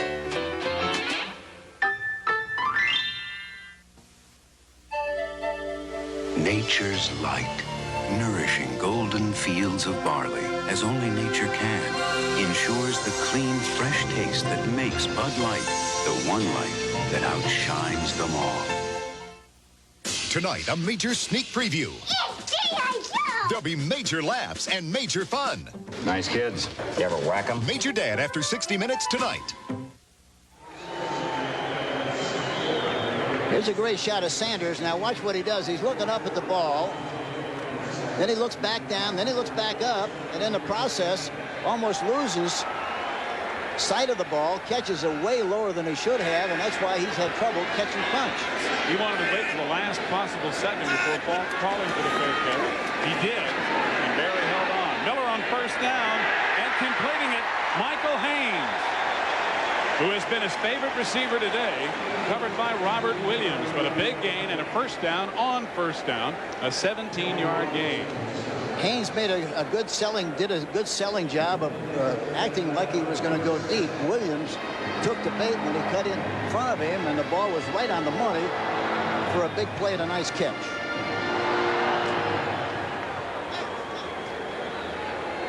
Miller coming up out of the huddle to check with the sidelines. The Atlanta quarterbacks signal in the plays to Miller. First and 10. Atlanta at their own 38. John Settle. And Settle runs hard, getting it out near the 45 before he shoved back. Eugene Lockhart, the middle linebacker, and Gary Cobb, in his 11th year in the NFL out of USC, make the stop. Mike Kinn, the left tackle, number 78, and also Robeson pulling on the play. The left guard, the left tackle, watch him pull to the right. Herschel Walker supposed to go inside. There was no place to run. Settled.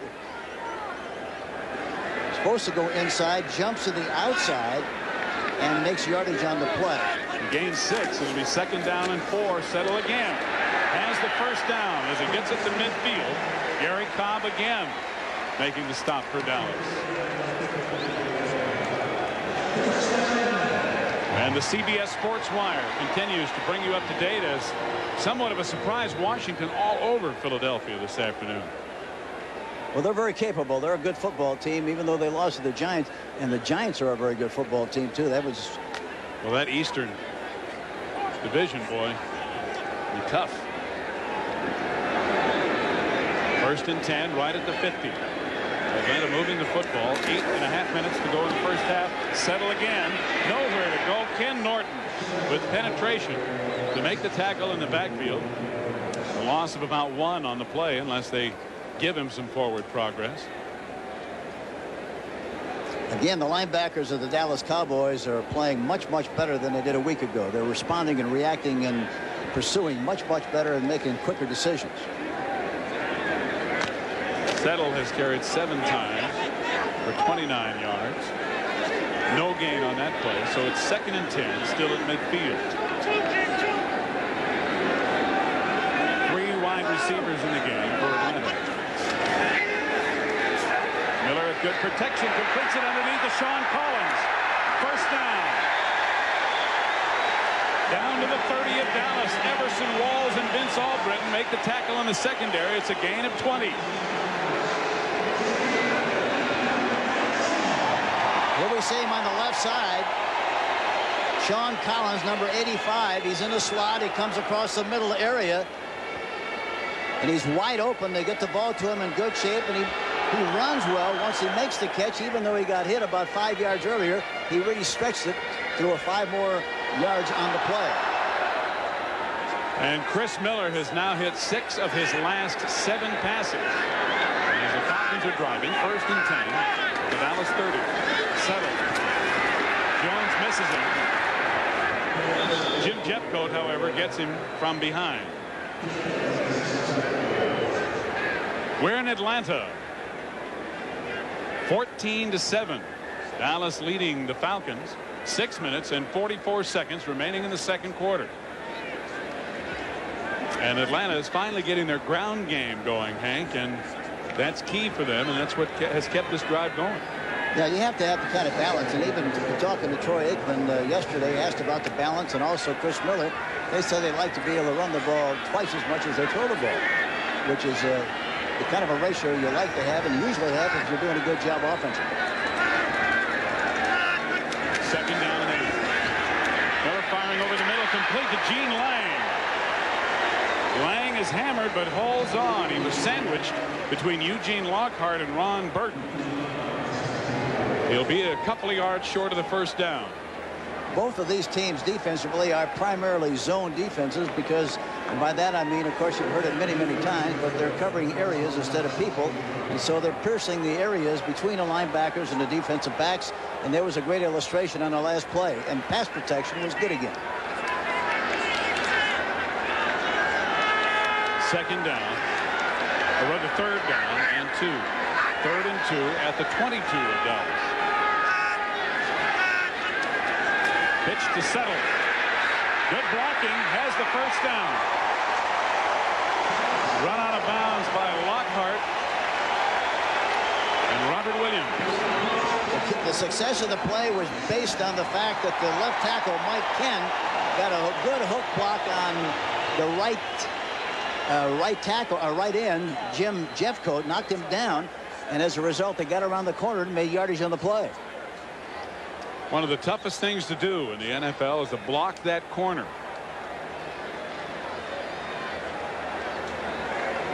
You saw the big, broad back of Houston Hoover. There was a lot of conjecture as to whether he would start at tackle with the banged-up Atlanta offensive line. He has a bad knee, but he's in there next to Bill Fraley. Miller to throw under pressure. Ken Norton has him.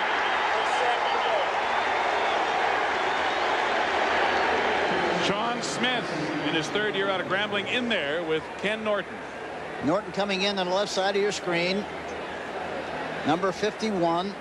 There you see him from the backside. Does a good job. Makes the tackle. But a blitz call by the Cowboys. And normally, even though they blitz, Steve, more than one person, they still like to play a lot of zone, which is very unusual. Talking about the Cowboys, they like to play zone coverage. Usually when you blitz, you go man-to-man in the secondary. Part of the reason is because you've given up 1 or 2 of your coverage guys. That's right. And it's tougher to play a zone. But even at that, they still like on occasion to play the zone. It is 2nd down and 17 now. And a timeout is called by Atlanta. 4:49 to go in the 1st half. Dallas by 7. Today's small cars are tougher than ever on oil. Their high-compression engines not only rev high, they can run hotter than regular small car engines. Their searing heat can begin to break down an oil immediately. That's why there's Castrol, the motor oil that in every grade provides maximum protection against viscosity and thermal breakdown. So use Castrol before your engine does something to get you heated up. Castrol, engineered for today's smaller cars.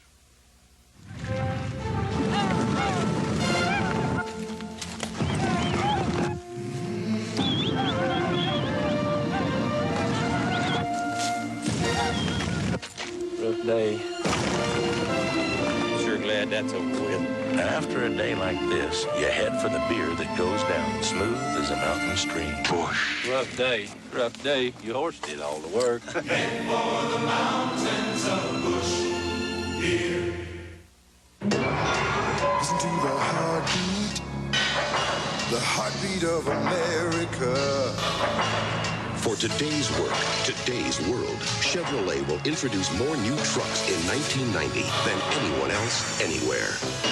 Nobody's winning like the heartbeat of America. Today's truck is Chevrolet.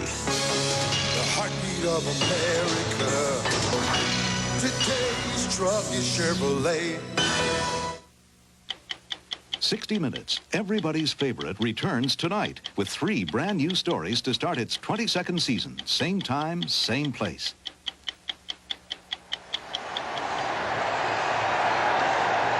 The Atlanta Falcons, being urged on, have this far to go to the goal line. 17 yards. It is actually it's 24 yards to the goal line. It's second down and 17 yards to go for the first down, following the sack of Miller. On a draw to settle. Very little. Down to the 21. Sean Smith and Willie Broughton on the tackle. And people want to ask, why would they run a draw play in that situation? Simply because they got a 4-man front. Everybody else is back expecting pass. They thought maybe they could break one up the middle for a big gain and get some of that yardage back. They didn't succeed in getting very much, but it slowed down the rush. So now, after the gain of 4, it is 3rd and 13. Just outside the 20. 4:10 left to go in the second quarter. It is Dallas 14, Atlanta 7. Miller not going to the shotgun. Good protection. Complete to Sean Collins, but not enough for the first down. And Bill Fralick really upset, coming in there and giving a shot to Ray Horton, as I think he felt that Horton put a late hit on Collins. Fralick was going to make him pay. Well, he's a tough guy, loves to play, and asking him about his responsibilities. I don't worry about anybody else or any other thing. I just worry about doing my job. He does his job. And you back up a little bit when he talks to you because you're afraid he's going to hit you. Big guy. He just got into camp a few days before last week's opener. So Paul McFadden is on with his bare foot to attempt the field goal. It'll be a 28-yard attempt. Chris Miller the holder, and it is good. 3 minutes and 9 seconds remaining in the second quarter, and now it is Dallas 14, Atlanta 10. That was the first time, really, today, Hank, that Atlanta has been able to put together a consistent drive, and I guess the main reason they're able to do it is because they've got the running game going a little bit. Yeah, they got that going, and ironically enough, you know, going into the game, you had a fitting talking to the coaches. I talked to Jim Hannafin, who worked for the offensive line. He felt sure they could run the ball, but that's probably because of the way the Rams ran it last week, and because they ran it last week doesn't mean that you're necessarily going to run it real well the next week, because they worked very hard on stopping the run. Yeah, and they weren't doing it well, so they worked extra on it. Well, be sure to join us next Saturday here on CBS as we bring you college football action. The Michigan State Spartans and the #1 ranked Fighting Irish of Notre Dame that, of course, beat Michigan in a big game yesterday. That'll be at 2:30 Eastern Time. Right here. It was Notre Dame over Michigan 24-19. Yesterday, Michigan State pounded Miami of Ohio 49-0.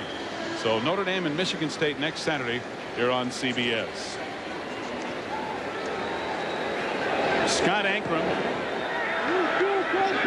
back to receive the punt, comes up, drops it at the 15. Now has it at the 15 and is covered. Aikman, a rookie out of TCU who saw some playing time at wide receiver last week against New Orleans. But the smart thing was that even though you see he was looking downfield the same way, took his eye off the ball slipped through. and he was smart enough to just pounce on the ball. He tried to get as much out of the play as he can or could, but basically in that situation, you're much better off just following the ball, make sure that you're satisfied. At least you got the ball. If you mess around with it, kick it around, you wind up with the other team getting the ball and getting points on the play. Better you have it at the 15 than they have it at the 15. Right. First and 10 Cowboys. Again, they start deep in their own territory. Herschel getting outside. Run out of bounds on the far side by Evan Cooper, the strong safety. Evan sort of grabbed onto the shoulder pads and went for a brief ride. But Herschel with good first down yardage. Of course, here's Evan Cooper, who weighs what, 35 pounds less than Herschel. But he's tough. He hits people. You know, the interesting thing about Herschel Walker, people were talking about maybe his changing his running style. It's kind of ridiculous because you don't change the running style of runners. You know, he's been a great runner. Why would he want to change his running style? Plus, it's natural and instinctive. You can't really teach it. We were talking to Herschel yesterday, and he said you can't teach it. You just have to do it. Second down and 1. Herschel again getting outside as the first down and then some, and a flag is thrown at the time the tackle is made. Bobby Butler finally getting Herschel. So we'll see. It is holding against Dallas. So the first down is wiped out. Casillas that time really got a good push on Haggerty, the center. Holding number 88. Offense. Second down. That's Michael Irvin at wide receiver, guilty of the hold.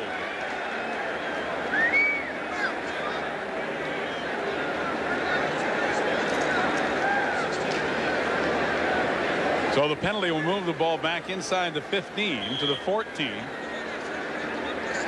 It'll now be second down and 11.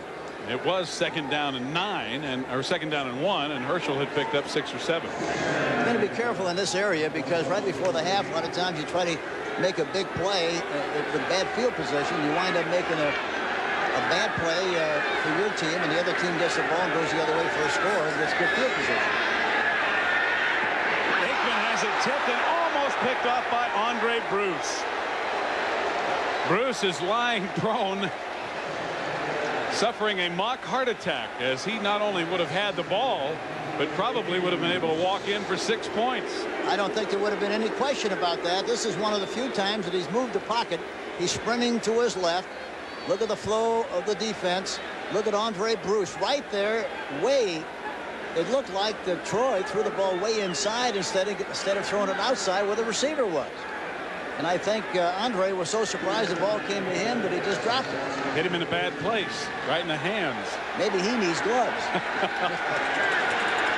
Now it's third down and 11. Still at the 14. 3 wide receivers for Dallas. Lots of time for Aikman. And a completed pass.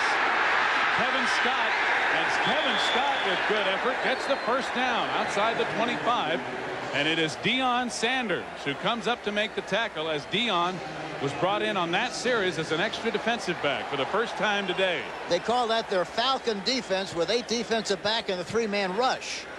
Look at all the time he has to throw. That's the thing about a 3-man rush. He had all the time in the world to throw the ball, but he had good presence, makes a good move back to the inside. He knows exactly where he has to go for the first down and makes the necessary yardage, and they have first and 10. First and 10 from the 26, and now the 2-minute warning. They can't get the play off in time. 2 minutes to go in the half. 14-10 Dallas.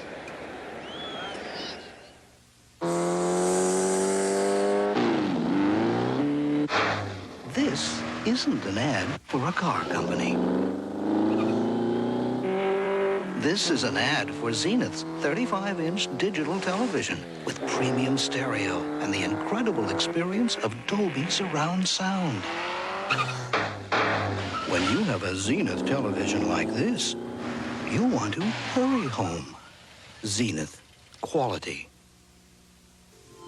I wanted to live in the Rocky Mountain region. 12 or 13 of us have played together now for 8 to 10 years. We just have a good time. Keep it down.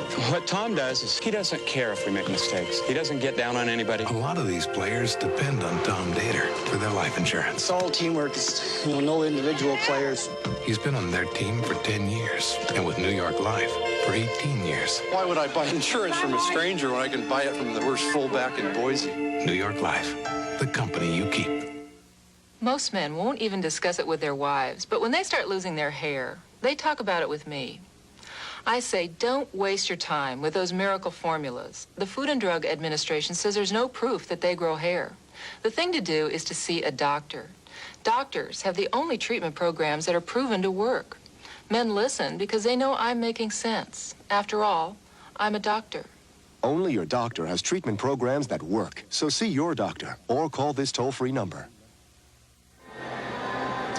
2 minutes to go in the first half. Dallas leading Atlanta 14-10. The Cowboys have the ball in their own territory. And a reminder, stay with us, because after this game, it'll be doubleheader action. Most of you will see the Minnesota Vikings and the Chicago Bears. The big Central Division head knocking right here on CBS. A sellout crowd in Atlanta as they have come to see Herschel come home. And of course, there are a lot of Cowboy fans here. Every hotel downtown is full of Cowboy fans as they made the trip as well. So not all of the 50,000 or so are rooting for the Falcons. First and 10. Dallas at their own 26. 2 minutes to go in the half, and Aikman firing and completing to Irvin, who slips and is covered immediately by Andre Bruce. But he may have enough for the first down out around the 36. Deon Sanders now comes back into the game. Nope, now he's coming out. Sanders ran out on the field as an extra DB, and now because it is first down, I guess they pull him back off. Aikman avoiding pressure again. Firing and completing it. Yes, it is complete. An 18-yard gain. And they had a rush on that left side, the passer's right side, and he stepped up on the inside, got outside, and threw the ball downfield with a lot of poise. I tell you, he's terrific. He really is. Steve Folsom, the tight end, covered by John Rady, the linebacker.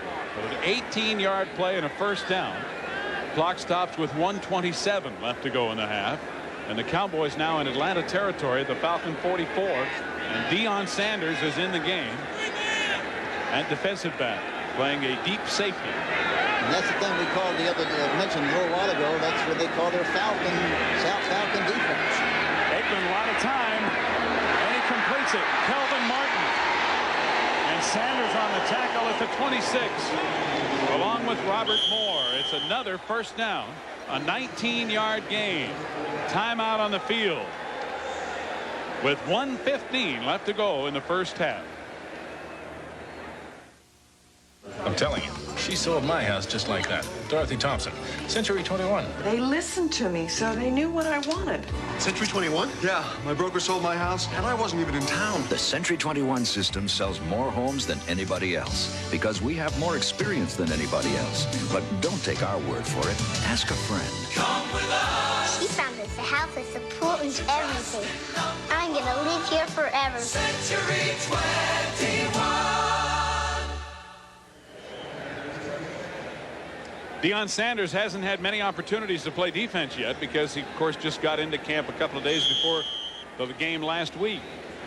Well, if they can stay in that defense, he's going to have a lot of chances to play defense because they're moving the ball very well against that Falcon defense. There he is, coming up to help make the tackle. Sanders out of the game now on 1st and 10 at the 25 of Atlanta. Aikman has hit his last 4 passes in a row. He is 8 of 13 for 191 yards so far. And he has all day to throw, and he completes it again. It's Kevin Scott out of the backfield. Scott knocked down by Tim Gordon, the free safety, and Robert Moore. It is short of first down yardage, just outside the 20. So the clock continues to run, and the Cowboys will go without a huddle. And the Falcons are still in that 3-man rush. And bad snap, but Aikman got it. Under pressure, he throws it away, incomplete. He caught that like he had a baseball glove on. Andre Bruce was all over him, and Aikman was fortunate, first of all, to get the ball, and secondly, to be able to get rid of it. Bruce loves to rush the passer. He wonders why he ever has to cover. He just wants to rush the passer. Well, that's all he did at Auburn in college. Yeah. You see Steve Walsh, the backup rookie quarterback, signaling in the plays. David Shula, who stands next to Jimmie Johnson, has the headset to the offensive coaches upstairs. Shula right there, the offensive coordinator. Son, of course, of Don Shula of Miami. Spent 7 years with his father in Miami before coming here with Jimmie Johnson to the Cowboys. Now timeout is called by Dallas as they came to the line of scrimmage. 46 seconds remaining. Dallas should have one more timeout remaining as they lead 14-10, and they will have a 3rd down and 5 on the Atlanta 20. The Atlanta defense, Hank, has been on that field a long time. Dallas has put together now 3 long time consuming drives. You have to give Dallas so far in this game, you know, in the first half, the way they played extremely well, very alert, aggressive, and have made some things happen. On the other hand, the Falcons have played well defensively, but they really haven't generated as much offense as they thought they would coming into this game. Chris Miller has done very well, and Settle has been able to carry a few times for positive yardage. Philadelphia coming back with a touchdown against Washington.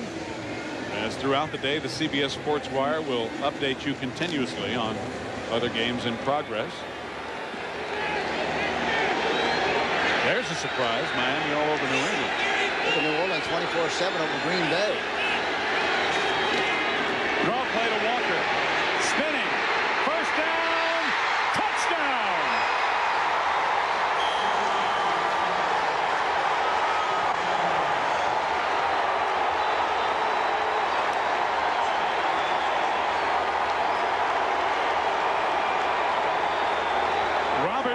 Number 34 jumped on Herschel and went for a ride into the end zone. Walker with a 20-yard touchdown with 39 seconds to go in the first half.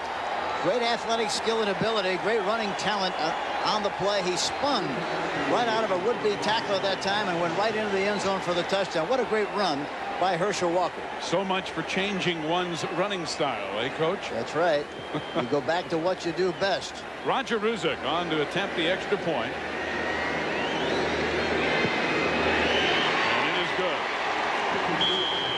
The Cowboys now lead 21-10. 39 seconds to go, and let's look again at Herschel Walker doing what he does so well. You have a slot to the right side. The ball comes to Troy Aikman. It was a trap play. Now look at a missed tackle right at the hole. He goes through another tackler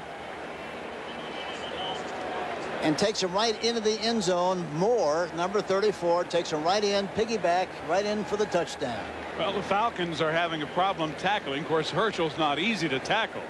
Last week against New Orleans, the Cowboys had 24 missed tackles. So they are getting a little payback so far in this game by making the Falcons miss. There's Mike Gann telling the coach why he missed the tackle. That was a great call, Hank. Down there, 3rd and 5 on the 20-yard line. And a deep defense for Atlanta to give Herschel on the draw. Well, you know, anytime you run a draw play, you hope that they're going to be coming across very aggressively. That's a good time to run a draw or a trap, and that's what it was. And he popped through there, right in there with great running along with it and good blocking, and makes the touchdown on the play. Keith Jones and George Thomas are back to receive for the Falcons. Ruzick in his 3rd year out of Weber State will do the kicking.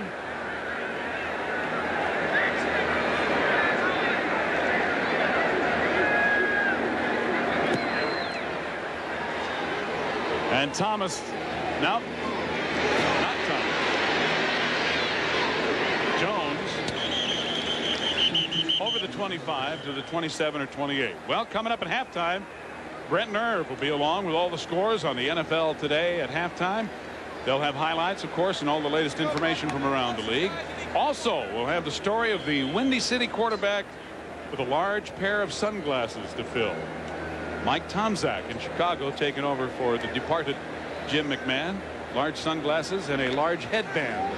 I think the headband is probably larger than the sunglasses. And what's more important, a big lunch bucket, because that's what he is. He's a lunch bucket quarterback, just like the Bears are a lunch bucket team. That's right. Blue collar. Yeah, that's right. And he's the kind of a quarterback that I think will do a great job for the Bears. Chris Miller on first down, dumps it off over the middle to Settle. Settle bulldogged. And finally thrown out of bounds by Everson Walls, who couldn't bring him down. 26 seconds remaining in the half.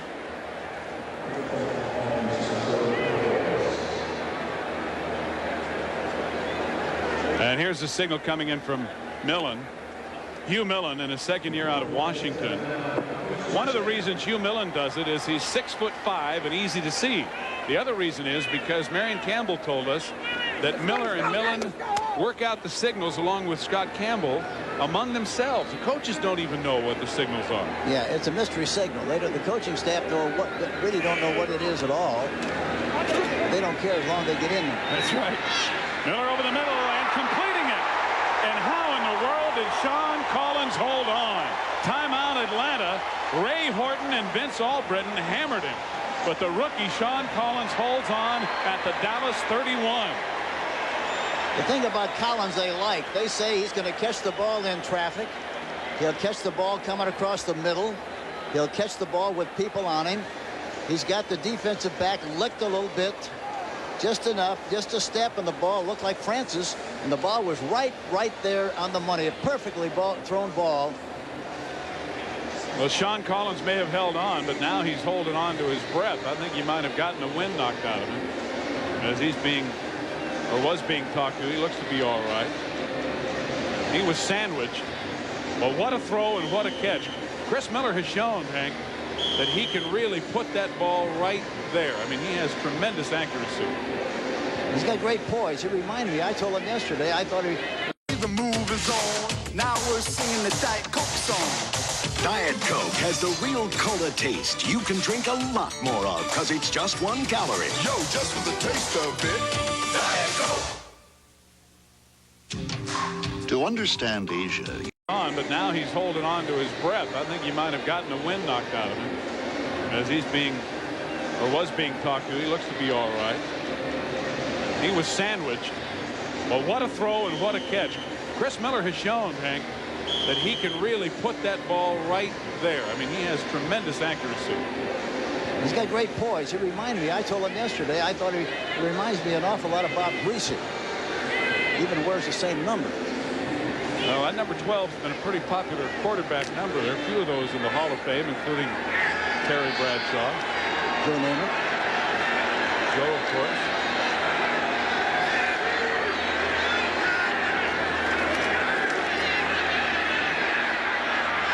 This one underthrown at the 15-yard line. Incomplete, intended for Michael Haynes. 11 seconds remaining in the half. Robert Williams with the coverage. Miller today so far 10 of 13 for 125 yards.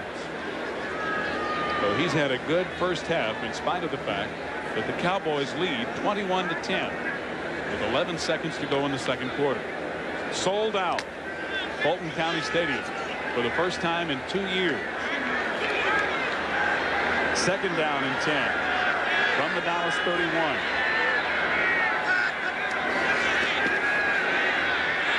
Under pressure. Almost intercepted by Everson Walls. The pass was intended for number 82 Stacy Bailey. And Tony Tolbert, number 62, the rookie out of Texas El Paso, almost got to Miller that time. There are 6 seconds left in the half. Everson Walls does not have great speed. He probably runs a 4.6, 4.7. The great anticipation, great awareness, reads the quarterback extremely well. There was a great illustration of it. He almost came up with the interception. Paul McFadden will attempt a 48-yard field goal. Chris Miller is the holder with 6 seconds left to go in the half. Did it get in there? No, it missed wide to the left. 1 second remaining on the clock as McFadden misses the 48-yard attempt. And there's time for one more play. Cowboys will take over on downs at their own 31.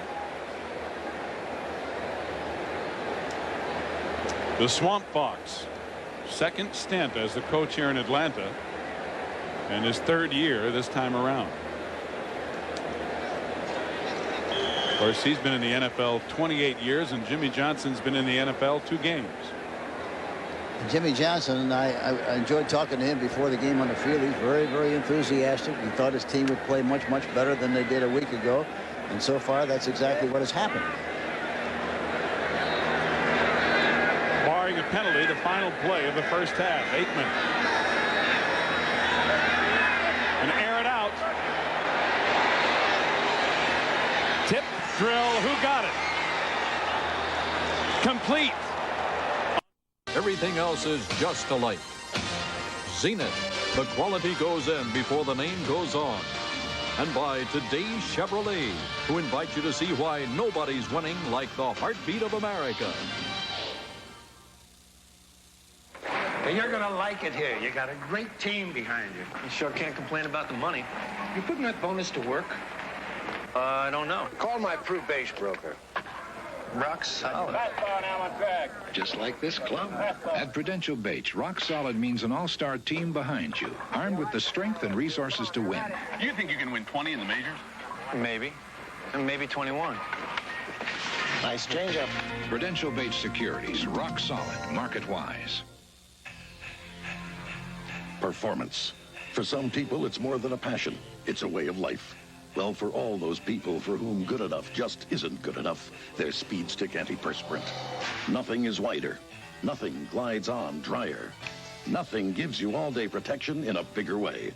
All-day performance that's hard to beat. If you're going to give 110%, your antiperspirant should give 110% too. Speed Stick, the white stick.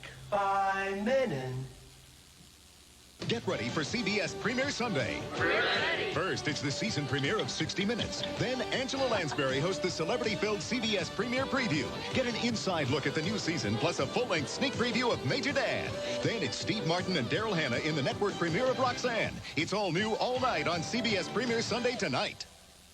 TV Guide has made its choice. Their favorite this year is the famous Teddy Z. Oh. Everyone's talking about John Cryer as the famous Teddy Z. Premieres Monday on CBS.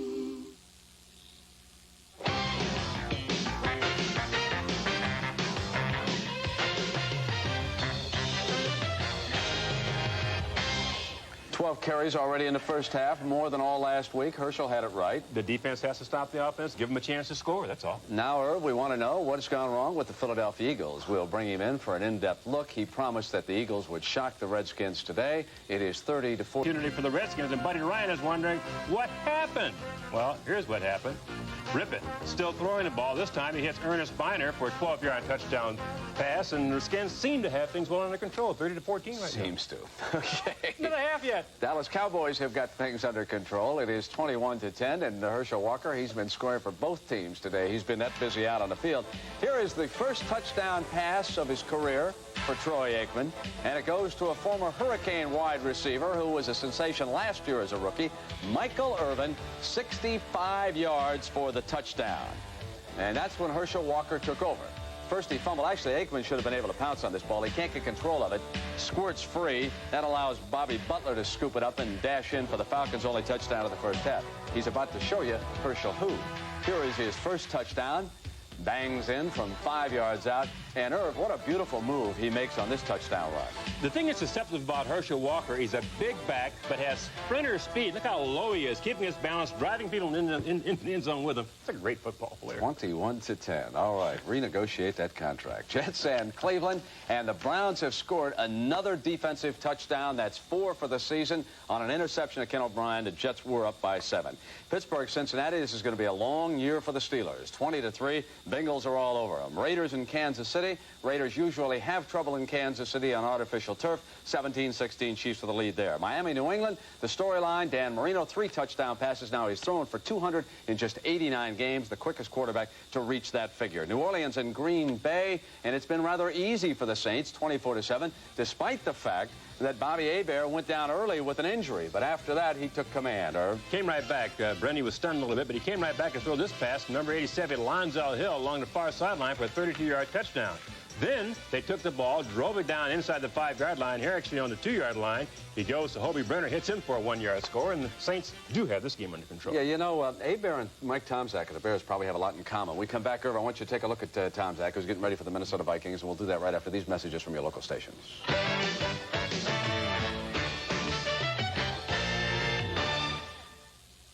Get ready to win, because 6 million prizes are up for grabs. Like TVs and VCRs. Family dream vacations to Hollywood. $5,000 in cash. And 1990 Plymouth Voyagers. Find your Kmart newspaper circular, then watch CBS to win instantly.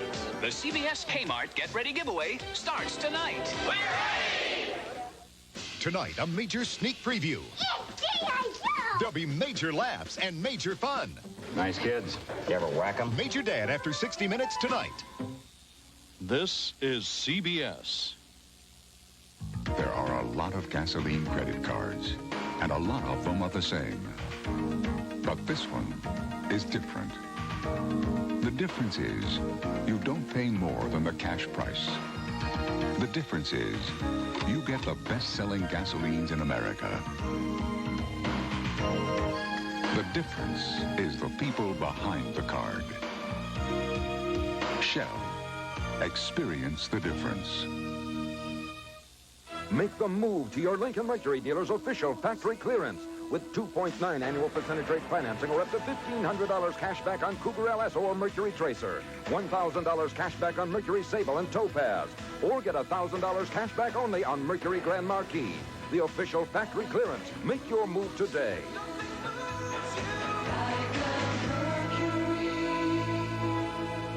This is another reason why 400,000 GM owners have switched to Mercury. At Steak and Ale, we live by this promise. Your steak will be this tender and juicy every time. This is the great steak, no mistake promise. And that's what makes Steak and Ale the legend in steak. Steak and Ale announces news of prime importance. Our prime rib special for just $8.95. Our famous prime rib, baked potato, and salad bar, just $8.95. Every Sunday, Monday, and Tuesday night at Steak and Ale. Cynthia Good, weekends on Channel 5 Eyewitness News.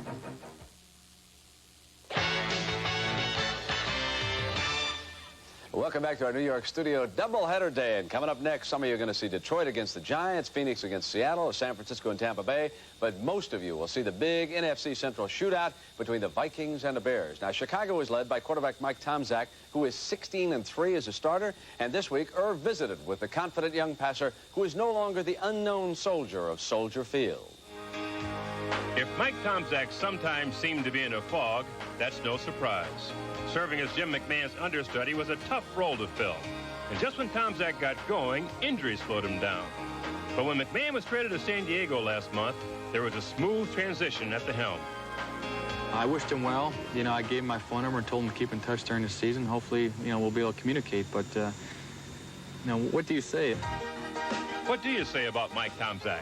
He's 26 now, a product of the Chicago area, and a supportive parents. Mike's dad was his football coach in high school. Did you always want him to be an athlete? No, but I knew that he probably didn't have a choice growing up in this family with his father being a coach. We are a close-knit family, and we try to keep it that way and hope it continues. But we're happy, really excited about him starting for his home team. I don't know how many quarterbacks in the NFL are doing it, but he's very fortunate, and we pray and hope he just continues like he is now. If it wasn't for them, I don't think I'd be where I'm at today because they've taught me to continue working hard and keep that strong work ethic.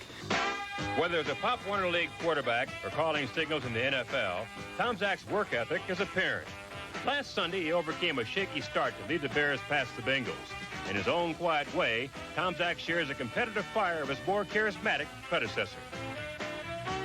He's got great pride, and that's what makes him work right now. He wants it so bad to achieve. Now, I'm not sure why. I mean, maybe he wants it because of what athletes get out of succeeding, money and fame and glory and all that. But that's okay. This is the first time I really never had any pressure from, you know, Jim McMahon coming back into his starting role.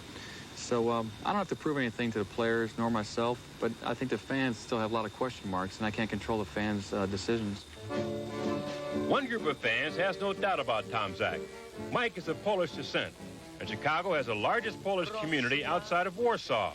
And in this part of the Windy City, fans now have their own favorite son quarterbacking their favorite team. He's clean cut, he's nice looking, and I like him, I guess. My granddaughters are all crazy about him. Like some of the other players that, like with steroid stuff going on right now, I mean, you haven't heard anything bad about him yet or anything. And I think he's a real good model for the kids. My grandfather, he worked in the open hearts and steel mill for 35 years, and the biggest thing he always told me, he goes, remember one thing, you're a Tom Zach, and Tom Zacks are tough people. You don't let anybody else jump on you, and I don't want people to say there's anything false about me. That's the biggest thing that I try to guard against. You know, what you see is what you get when you talk to Tom Zach, and, the image I present is real. It's amazing what he's accomplished. He's a free agent quarterback, but what's he up against in the Vikings today? The best defense in football. You have a tenacious defense, Brent, and I think any quarterback is going to have a headache playing against them. All right, now let's send you back to the stadium and the game you're enjoying on CBS. Steve Zabriskie and Hank Stram back with you in Atlanta, where the Cowboys lead 21-10, and we are at halftime. Turnovers played a part early in the ball game, but for the most part, Cowboys have put together some pretty impressive drives, Hank. But the first score for Atlanta came on a Herschel Walker fumble. It was from the 29-yard line. And Walker, who went on to score 2 touchdowns for the Cowboys, gave one here to the Falcons. Yes, Casillas came through there, got penetration, scraped the ball loose, and then Bobby Butler, number 23, picked it up and ran it in for the touchdown and gave the Atlanta Falcons 7 points. Officially a 29-yard return, the tackle being made in the end zone by his teammate Andre Bruce. So that was the first Atlanta touchdown. Then Herschel Walker with a 20-yard run later in the second quarter for his second touchdown, and what a run this was. It was, and a great block by their left guard Zimmerman, trapping on the play in the end, but the great run by Herschel Walker made the difference. Took it into the end zone, and they get another 7 points. Well, Marion Campbell has been a great defensive coach wherever he's gone. He had the fearsome foursome in Los Angeles. He had the Purple People Leaders in Minnesota. He prides himself on being able to stop the run, but Herschel may be another story. Well, Herschel Walker has made a lot of coordinators look bad. And he's doing that exactly this afternoon. We talked at the beginning of the show, that they wanted to feature him, and I talked to Jimmie Johnson yesterday, as you did, and asked him how many times he'd like to get Herschel involved in the game. And he said, well, we'd like to get on the ball at least 30 times, maybe 22 runs, and the rest passes. Well, so far, they're right on track, as the Cowboys have scored on drives of 65, 83, and 85 yards to lead 21-10 at halftime. And CBS Sports coverage of the National Football League will continue after this message and a word from your local station. Cars aren't cheap, never have been. That's why I never take shortcuts with cheap oil and air filters. Give me AC filters every time. AC filters match the original specs on my cars like a nut on a bolt. Precision AC Delco parts. They don't just fit, they match. Keep your car running the way it was made to run. Now get up to $8.80 back on AC filters and plugs. See your retailer for details. It's the best territory. First Interstate Bank territory. Because with a First Interstate Bank card, you can get cash anytime, day or night. From Washington, D.C. to New Mexico, Colorado to Nevada.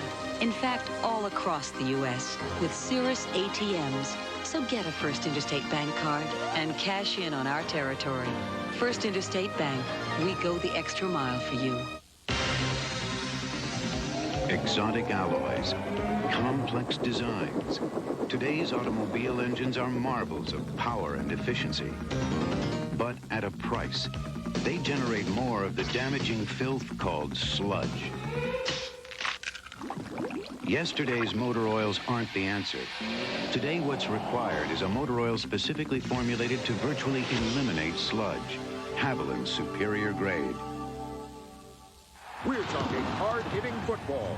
We're talking hard-hitting savings. It's your Atlanta area GMC truck dealers. 89 closeout. Choose up to $1,000 to $1,250 back or 2.9 financing on S15 pickups and Jimmies. Up to $500 cash back on full-size Sierras or automatic transmission at no extra charge. Plus, register your parent-child team to win a Super Bowl vacation. See Walker, Carrollton, Hennessy, south of South Lake Mall, McGibbon, Conyers, Barranco, Decatur, or General GMC Atlanta. CBS Sports coverage of the National Football League is sponsored by AT&T, the right choice. United Airlines, rededicated to giving you the service you deserve. Come fly the friendly skies. And by the good time, great taste of McDonald's. Before we start the second half with the Cowboys leading Atlanta 21-10, let's check out the halftime stats. The Dallas Cowboys have done a great job so far moving the football, something that obviously they were concerned about after their game with New Orleans, in which they gained only 8 yards rushing. And here, 71 in the first half. It's not tremendous, Hank, but it's certainly a tremendous improvement. Well, the thing about the thing that always amazes you when you talk to the coaches, they go in with the idea of doing certain things, and they feel they can do certain things. And Atlanta felt very strongly that they could do a good job offensively of moving the football. So far, the defense of the Dallas Cowboys has dominated the offense, and they haven't really done an extremely good job. Look at Chris Miller from a passing standpoint. Has completed 10 of 14. So Miller's been able to move the ball, and of course a lot of that came late in the first half.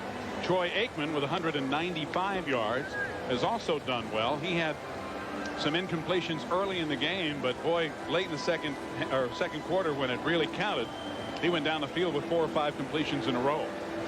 Well, the thing that was surprising was the fact they made a big play early in the game against the zone defense. You have to travel slowly playing it against Atlanta because they play so much zone defenses that you have to exercise patience.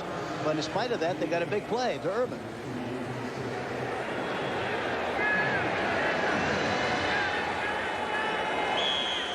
George Thomas and Keith Jones back deep to receive.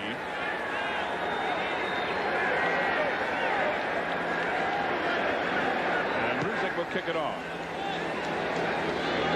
Keith Jones at about the 7.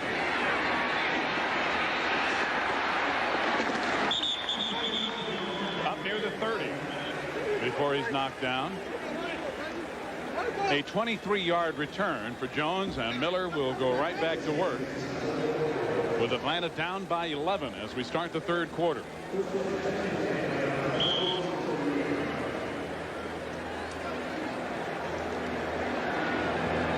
And it's pretty much the same offensive unit that started the game,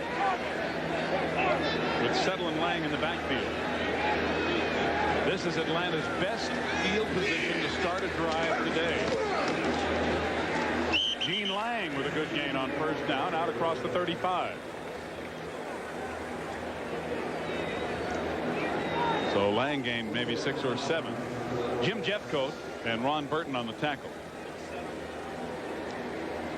They got a good push that time, Steve. The offensive line did, of the Atlanta Falcons. But overall, why the Dallas Cowboy defense is really responding well to what they see and getting a good penetration. Gain of 7, second down, and 3 yards to go. John Settle looking for a ball, and maybe a yard is all. Settle had a great chance to cut back that time. There was a big cavity on the left side inside the defensive end and linebacker, but he didn't see it. And that's what happens when you run from regular formation, Steve. From the I formation, he would have had an opportunity, because he's normally back there about 8 yards deep, to make that cut and get back, take advantage of the pursuing defense. But from a ground formation or a regular formation, you can't do that. You're looking at Dean Hamill on the sideline. He had x-rays on his left ankle. They proved to be negative, so he's trying to walk it off to see if he can get back in the game. 3rd down and 2, complete. Brad Beckman, the backup tight end, knocked down by Ray Horton in the secondary, but Beckman with plenty of yardage for the first down as he gets it out across the 45. And that's what happens, if you can't run the ball with any degree of success, the play action passes aren't very effective. That time it was because they just made a nice gain on a run. Foge Fazio talking to him. Foge, the special teams coach of Atlanta. His given first name is Serafino. That's not Italian, is it? I think so. But they call him Foge. He's a great guy, isn't he? He sure is. First down, tipped and incomplete. Eugene Lockhart got his hands on the ball. And then Eugene came up, and Sean Collins didn't see him, and Collins got knocked down, but Eugene was just coming up. He didn't even know Collins was there. Here you see the move in the inside. Nothing wrong with that. He just got hit. The linebacker looked like Burton. Yeah, and then Lockhart was just getting up and didn't know that Collins was over him. Yeah. And Collins, pretty feisty for a rookie. He didn't look at the weight chart before the game. I'll tell you what, though, he can play. He has been impressive. Miller rolling. Doesn't look like he wants to pass, but he's going to lose yardage. Jeffcoat and Norton run him out of bounds on the far side. And he will lose a few. Really, there's a pretty good block on the left side by Ken and also Roberson, but by the time he got to the left side, where he was trying to get, they responded and got off the blocks and made the play. 3rd down and 12. And this is the 6th play in this drive. The Falcons, there's Mike Ken. The Falcons have only moved the ball 16 yards in those 6 plays, and they face a 3rd down and 12 and their own 46. Here they come with a blitz. Miller gets it away, but it's hanging up there, and Collins is tackled. Interference called in the secondary on Ron Francis. We'll get a good look at it on the replay, but it looked like he definitely was interfering on the play. There you see the ball. Looks like pass interference. Number 38, defense. Automatic first down. Collins was trying to come back for the ball, and Francis wasn't going to let him. The safety blitz with Vince Albritton got right in Miller's face, but Miller got it away and made a pretty good throw considering. It's a 33-yard penalty. That's the great thing about man-for-man coverage and getting the ball up in the air, because you never know, even though you don't complete the pass, there's always a chance for pass interference on the play. And it moves the ball to the Dallas 21. Dallas leading 21-10 here in the 3rd quarter. Gene Lang looking for room and getting a couple of yards to the 19 is all. Everson Walls and Ken Norton combining for the tackle. There again, the defensive line of the Cowboys got the advantage, got a better push than the offense, and couldn't get much yardage on the play. Gain of 2. It'll be 2nd down and 8. 12:06 left to go in the 3rd quarter. And the Cowboys leading 21-10 over the Falcons. Pitch to settle. Mike Ken tried to make a block, but he was outnumbered over there 4-1. Robert Williams and Tony Tolbert making the play. And that's what you want to do with that outside containment, is string it out. They did a good job that time. Well, Williams, number 23, the right corner, got good penetration. He forced it outside, and he got help from the inside, and that made all the difference in the world. They got the penetration you need. If you get penetration when you're trying to run sideways, you're out of business. No way you can make it go. So it is now 3rd down and 10. The ball is back around the 21, the original line of scrimmage. But the Falcons have eaten up some time as they have taken the opening kickoff here in the 3rd quarter. 11-10 left to go in the 3rd. Miller eluding the pressure and incomplete. It was intended for Sean Collins. He had Stacy Bailey behind him, and Ed Too Tall Jones was right in the face of Chris Miller. So it'll be 4th down and 10. And that's got to hurt the Falcons, because they had a good drive, and then they wind up with no touchdown on the play. McFadden way behind the offensive unit, and this is something that he does. He goes out there about 20 or 25 yards behind the unit, and then he walks up to the point where he's going to kick, and it makes it psychologically seem to him like it's a shorter attempt. It's a 38-yard attempt, and it is good. McFadden, who missed one from 48 yards, converts from 38 with 11 minutes to go in the third quarter. Oh, 5 more minutes. It's our anniversary. Let's call in sick. Can't. Oh, 10 years deserves something. True. Haven't I made you coffee for 10 years? Haven't I had to drink it? Now, come on. Why? Show your friends this. Happy anniversary. Oh, it's beautiful. The Diamond Anniversary Band. This year, tell her you'd marry her all over again. Okay, I'll show him. Tomorrow. Wouldn't it be great if you were at the series and the manager needed a pinch hitter and remembered you from Little League and it was out of here? And wouldn't it be great if instead of calling, you know who brought beer? Really great beer like Keystone, the fresh cold filtered beer in a can that tastes like beer in a bottle because of Keystone's specially lined can. And wouldn't it be great if your face was on a cereal box? Introducing Keystone and Keystone Light, bottled beer taste in a can. Wouldn't that be great? Dad, can I parachute out of my bedroom window? No. Can I grow a mustache? No. Can we go shark fishing? No. No. Dad, can I have a pet monkey? No. Oh, darn. Beekeeping! No. Dad, What? can we go to McDonald's? Yes. Yes, we can. Can I drive? No. Oh. The 38-yard field goal by Paul McFadden culminating a 9-play, 49-yard drive that took 4 minutes off the clock. And the Cowboys now lead 21-13 over the Falcons. McFadden will do the kicking off with his bare foot. That bare foot's okay this time of the season, but come December, makes it a little tougher. Yeah, I'm talking to him about that. He doesn't seem to mind it at all, and he gets the ball away very quickly. You know, in 144 kicks, he's only had 1 block his whole career, which is very, very impressive. Dixon at the goal line.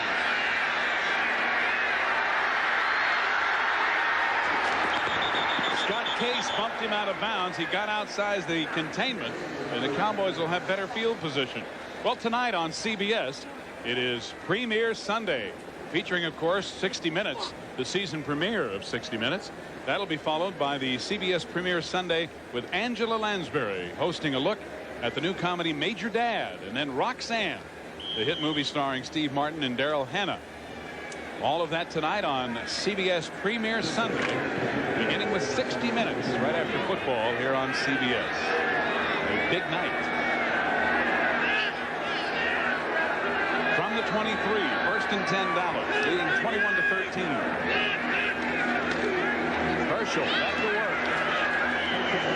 And hammering straight ahead across the 25. Tony Casillas and Rick Bryan on the tackle. I'm surprised they didn't change the play at the line of scrimmage and go to the left. There was an overshifted defense on the last play, which means they had a lot of folks on that side, and in spite of that, they still run in that area, and as a result, they didn't get much yardage on the play. Herschel now with 56 yards rushing. Picked up 4, so it'll be second down and 6 at the 27. And the CBS Sports Wire keeping you up to date.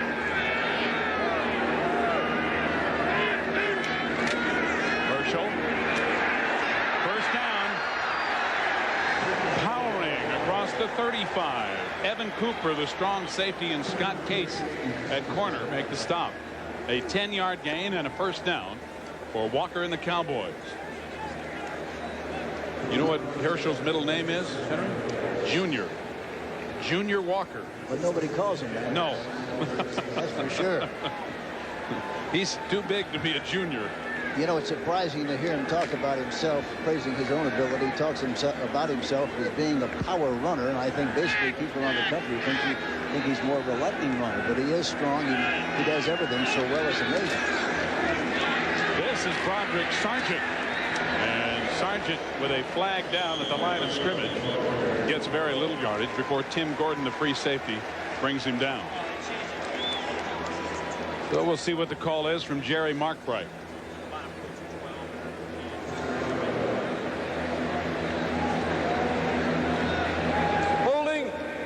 66, offense, first down. That's Kevin Gogan, third-year tackle out of the University of Washington, and the penalty will be accepted. So the Cowboys moved back. You know, this guy's 6'7" and 305. He's too big to have to hold. You would think that would be the case. It's unfair enough to be 6'7" and 305 and go holding people. Third penalty on the Dallas offensive unit and the 5th penalty overall against the Cowboys. First down, Walker bouncing. Scott Case got him around the ankle and wouldn't let go until he got help from Andre Bruce. And Walker only able to gain a couple.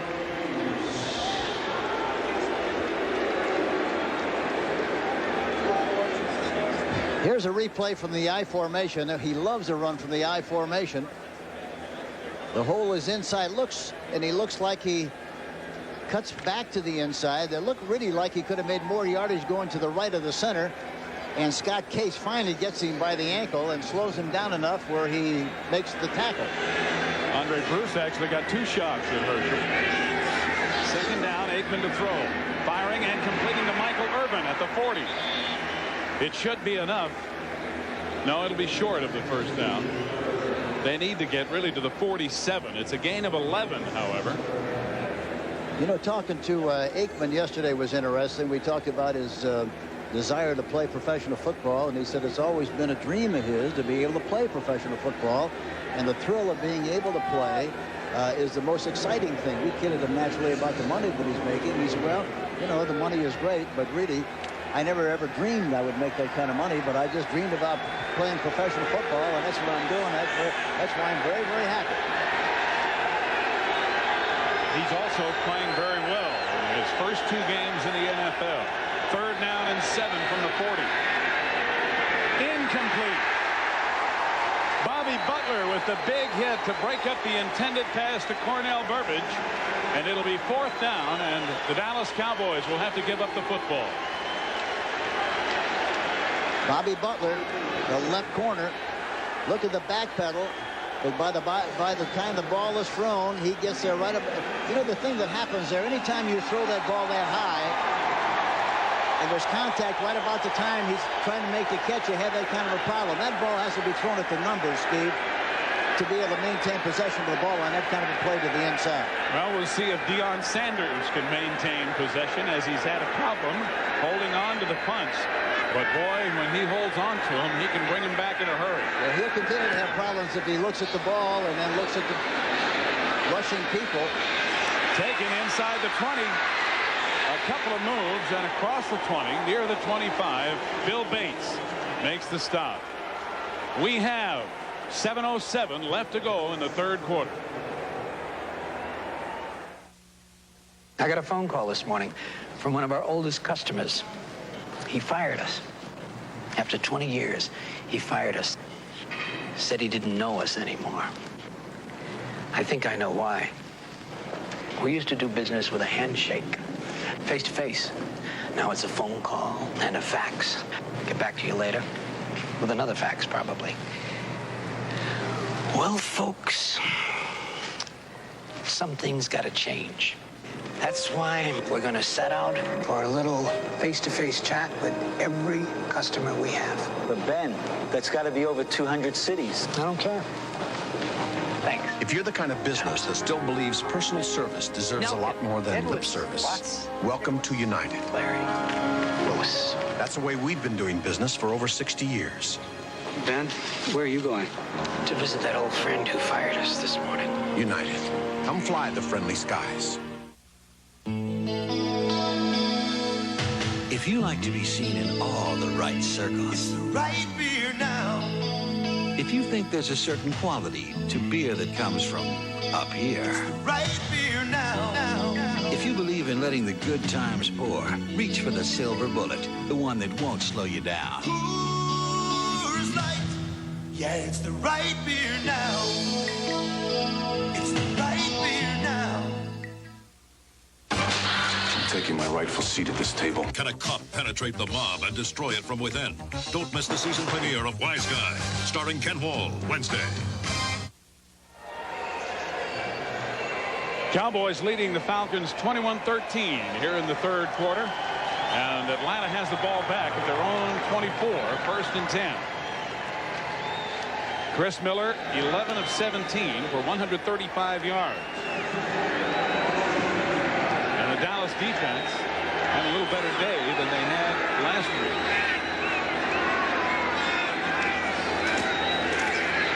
Lots of time, and the pass tipped, but caught by Gene Lang. It'll be a short gain of 4 or 5. Bill Bates coming up from strong safety to hit him immediately.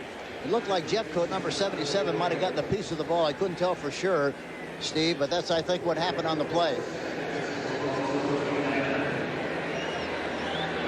Looked like it might have been Sean Smith. Yeah, it was. Number 67. Yes, it was. Got his left hand on the ball, I think. Got a tip. Smith at 6'4" and 280 out of Grambling in his third year. The gain on the play was 4, so it's 2nd down and 6.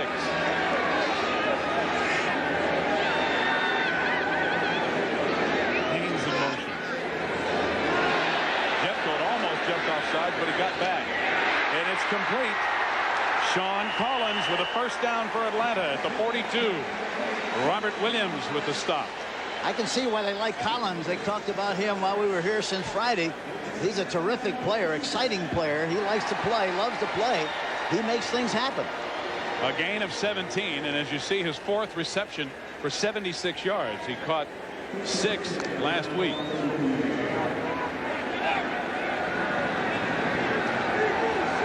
First and 10 Atlanta, their own 42. 5:40 to go in the third quarter. Cowboys leading 21-13. Settle gets almost away from Jones. Too tall was bringing him down when he got help. Good penetration by Ed Jones in his 15th year in the NFL. His career started here in Atlanta in 1974. You see him coming down, gets the penetration, knocks off the guard, and gets the ball carrier, gets a good piece of him, and he finally trips, talking about John Settle. But Too Tall Jones was the one who made the play. And again, anytime you get penetration like that, when you're trying to run outside, you're going to be in trouble. Ed Jones at 6'9". Didn't have a great game last week and appears to be playing better. Miller over the middle, complete to Ron Heller, the tight end.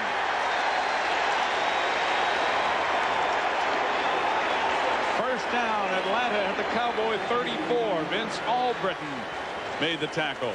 A 26-yard gain. Playing his own defense, and there's a big hole in the middle area. Heller hit it. And Miller got the ball to him right on the money.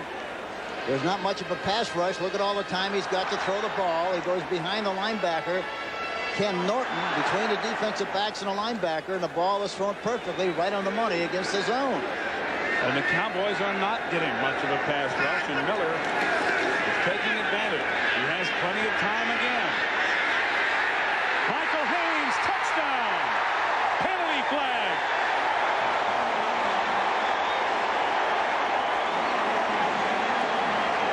We'll see what the flag is. A 34-yard reception by Haynes.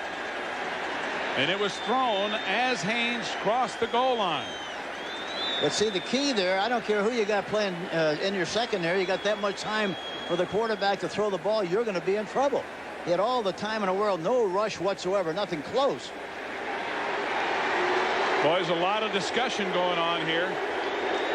The back judge, Doug Toole, made the call, and he and Jerry Markbright, the referee, are having a long conversation.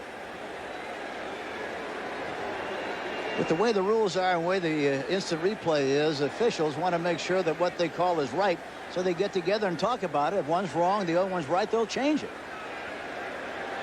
We have a holding call on number 24 defense. That penalty is declined. We have a double foul. Double foul. We have number 81 offense. Illegal receiver went out of bounds and came in to touch the pass. He was blocked out of bounds.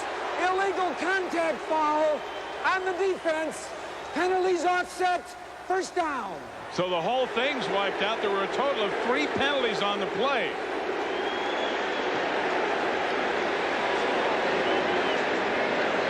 See, there he is. He gets to push, and evidently he goes out of bounds. And then he goes right down the field. And it winds up inbounds, of course. You can't do that. Now you can see Doug Toole reach for his flag right there. Yep. Yeah, that's exactly what happened on the play, and you can't do it. The call was correct. The contact was illegal because it was made outside the 5-yard perimeter, and that's what bumped Haynes out of bounds initially. So that's a penalty. Yes. Then Haynes is a penalty because he came back in and touched the ball. Additionally, they had an illegal block downfield. So there were a total of 3 penalties on the play. Yeah, they had a triple dipper that time, and it winds up being a 1st and 10. Back at the 34. So an apparent touchdown, wiped out. The blitz picked up nicely, but Miller threw behind Heller, who didn't see it. And there's a flag again in the secondary.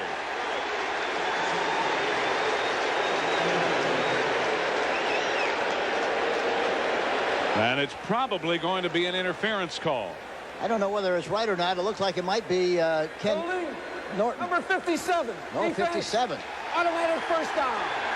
Ron Burton, the linebacker, holding on the play. He had the coverage. Burton on the right side of your screen. Watch. Oh, he's got the squeeze on the tight end. That's why Heller didn't get to the ball. Yeah, that's right. He had him in a vice. Easy to understand why they make that call. So that moves the ball now inside the 30 to the Dallas 29, where it's first down.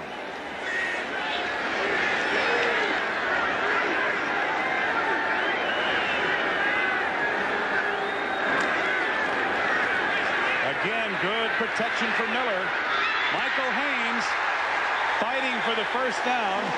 He's going to be short, but he's inside the 20. Robert Williams and Randy Shannon bump him out of bounds. Chris Miller's having all day, and he is just sitting back there picking them apart. Well, that's the key to the whole thing. That's the key because of the pass protection. You know, the quarterback has to be able to get back in the pocket, step and throw and follow through. That's the ideal situation. And we can do that. They're going to find people open, and that's what's happening so far. And Miller's done a good job of throwing the ball on 1st and 10. 6 of the 8 times he's had possession, he's thrown it on 1st and 10. Plus, he has completed 4 in a row now on this drive. The gain of 9, 2nd and 1 at the 19. John Settle has the first down as he gets a couple down to the 17.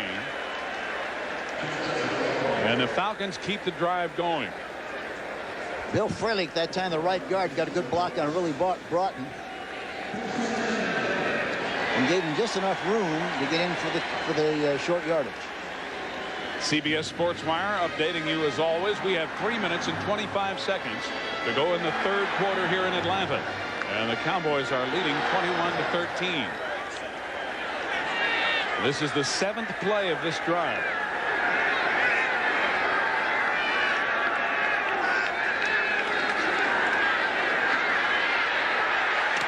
Complete to Heller. Inside the 10. Short of the first down, but another big first down gain as Everson Walls and Vince Albritton stop him there.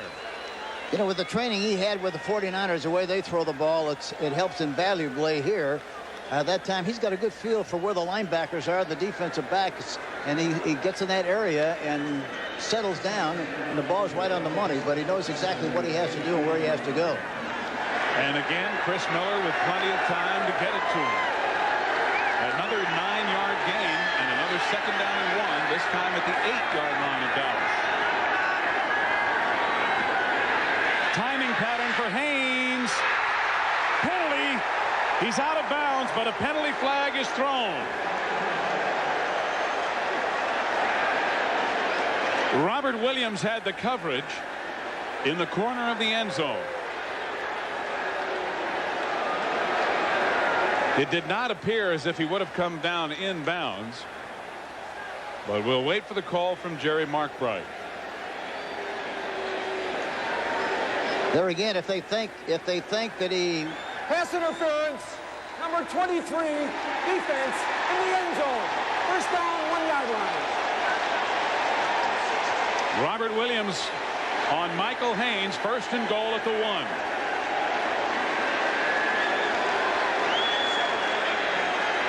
Yeah, he's into him as the ball's coming down. He's right into his body. You see that? Look at here. And knocks him right out of bounds. Definitely pass interference on the part of Williams. No question about that one.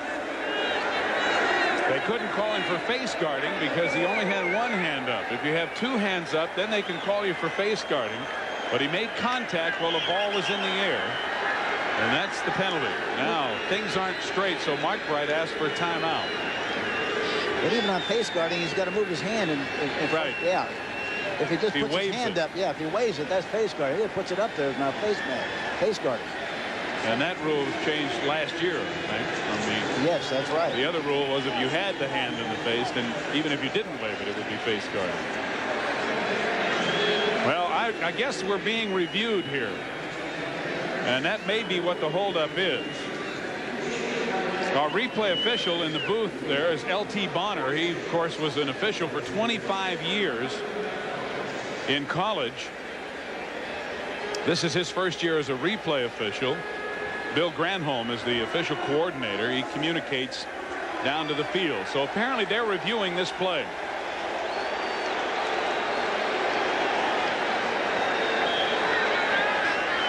And now Jerry Markbright says we're ready to go. So an inconclusive play. No report even. First and goal from the 1 for Atlanta. Cowboys lead 21-13. Penalty flag. Kenny Flowers into the end zone, but a penalty marker thrown on the play again.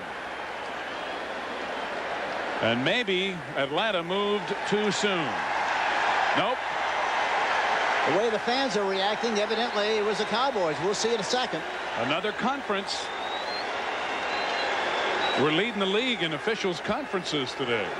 And breaking a record or establishing one here today. There is no foul on the offensive team. 72-3 reported. They were in legal position. There was an offside on the defense. Declined. Touchdown. And what happened is they bring in 2 tackles to play tight end, and that's what happened on the play. They don't feel their tight ends are strong enough to block like they should as a tight end position, so they put into 2 tackles, and that's what happened. But they had to report. They evidently did report, and that's why they had the discussion. Kenny Flowers, a first-year player out of Clemson with his first NFL touchdown, and Paul McFadden will try to add one more. He does, and with 2:17 left to go in the third quarter, it is now the Cowboys 21, Atlanta 20. We recognize how important every 800 caller is to your business. We recognize that. And if for some reason there's a disruption in that service, we know you can't afford to be out of business.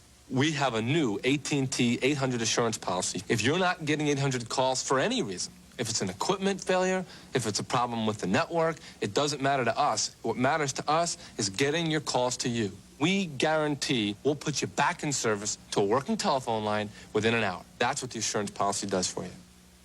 Too many people think a spark plug's a spark plug. Well, all spark plugs aren't alike.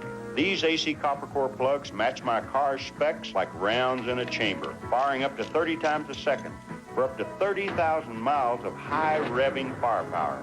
Precision AC Delco parts. They don't just fit, they match. Keep your car running the way it was made to run. Now get up to $8.80 back on AC filters and plugs. See your retailer for details. This is a recipe for love. New Cheese Lovers Plus. Blend an abundance of 3 alluring cheeses. Add 2 irresistible toppings, your choice. And what you get is 1 provocative pizza. Get all this love for only $8.99. Or get twice the affection for just $4 more. New Cheese Lovers Plus from Pizza Hut. The name says it all. Get ready for the CBS Premiere Preview. We're ready. With host Angela Lansbury and a special sneak preview of Major Dan. Tonight at 8. Chris Miller's been on a hot streak. He hit 10 of his first 12 passes, then 1 of 5, and he's hit his last 5 in a row, bringing the Falcons back to within a point. Dixon lets it go out of bounds, and so the Cowboys will probably start at the 35. 1st and 10 on the kickoff.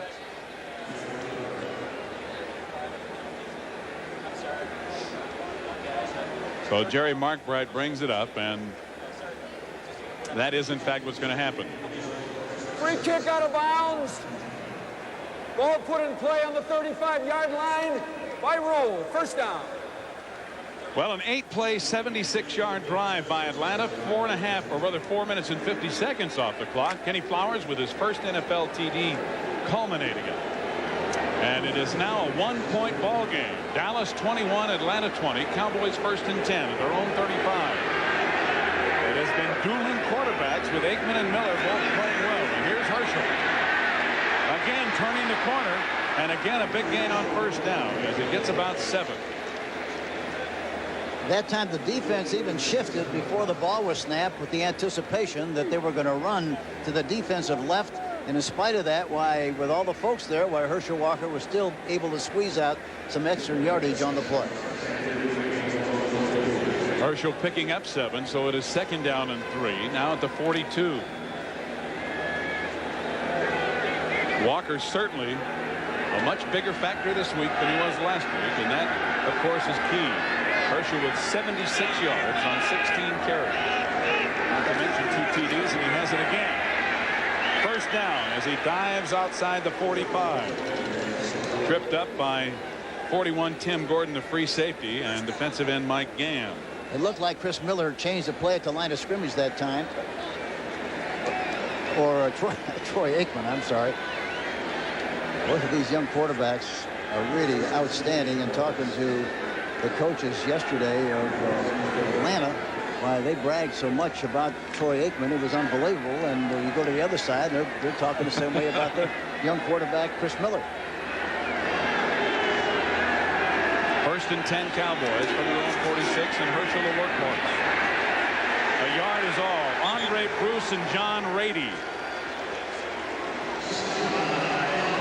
I'll tell you what, when you go to take on Herschel high, you better have some help from somebody down low, because he is a load. Because then you ought to have a saddle, because you throw it on his back.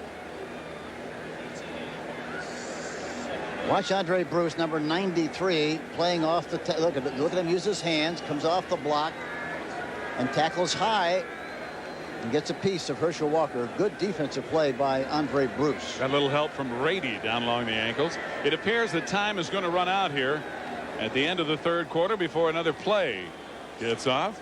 And that is the end of the 3rd quarter with the score: the Dallas Cowboys 21 and the Atlanta Falcons 20.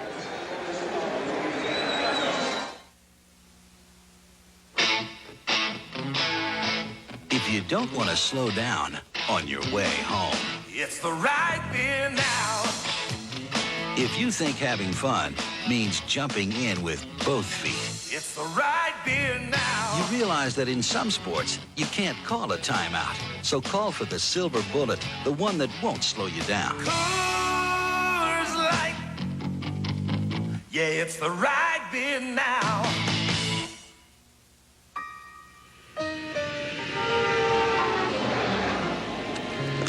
Nice to have a good friend meet me at the airport. My new Regal. It's a car I can trust. The way GM makes these new ones, reliable, dependable, gives me the peace of mind I need. So take me home, friend. GM is the only American car maker to offer a bumper-to-bumper warranty for 3 years or 50,000 miles on every model.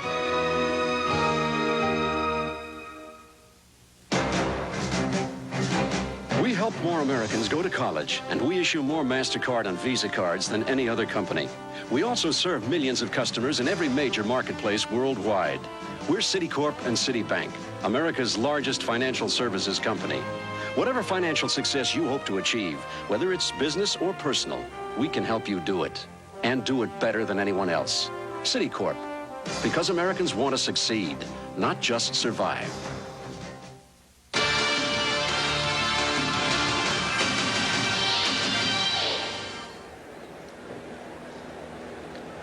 It could not be prettier in Atlanta, Georgia than it is today. Beautiful day and a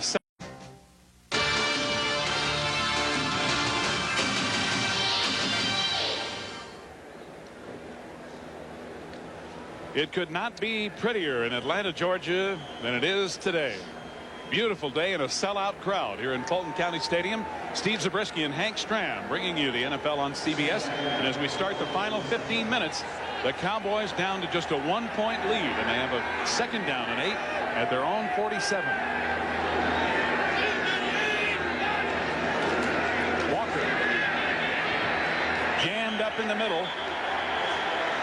Mike Gann would not be moved. And Rick Bryan there also. It's going to be 3rd down. Herschel maybe gained a yard on the play. Hank, so far the game has gone pretty much the way that both coaches would like it to go. I'm sure that they would prefer to not have given up each this many points at this time, but the offenses are certainly doing a better job than they did their first week. Yeah, I think that's exactly right. I do think, however, that Atlanta thought it was going to be a different kind of an opportunity for them to move the ball than it's been so far. They really haven't done a good job of moving the ball, especially on the ground. 3rd down and 8, and a whistle stops play as Aikman gets the ball out of the shotgun, and it looked like he was going to try another quarterback draw. But play was stopped upon the snap.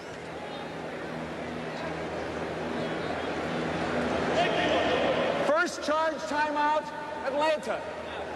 Well, that's weird. Atlanta taking a timeout at the snap.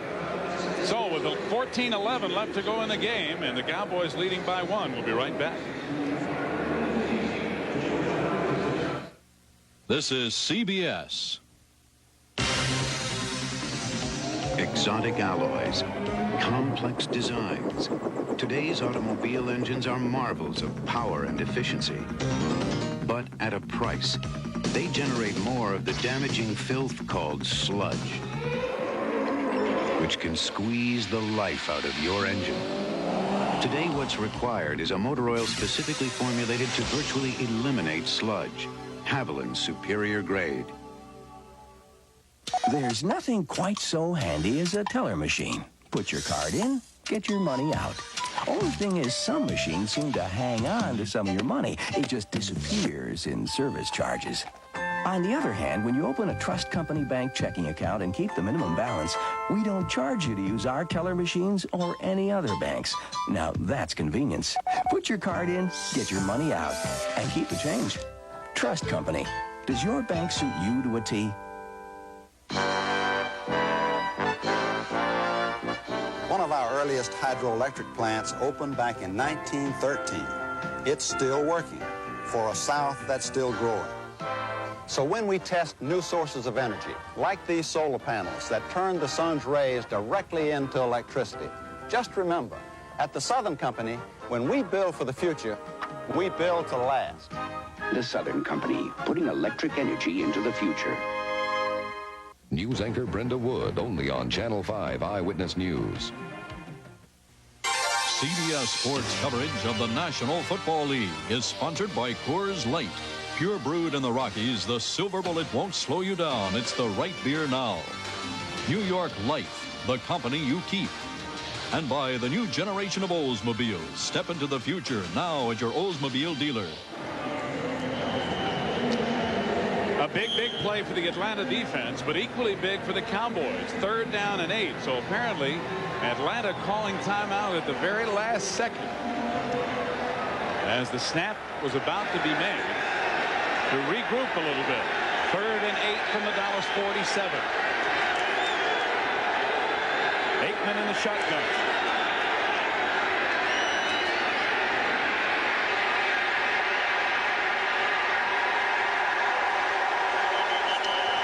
A yard or two is all. Marcus Cotton chasing him all over the place, and Rick Bryan combined to bring him down.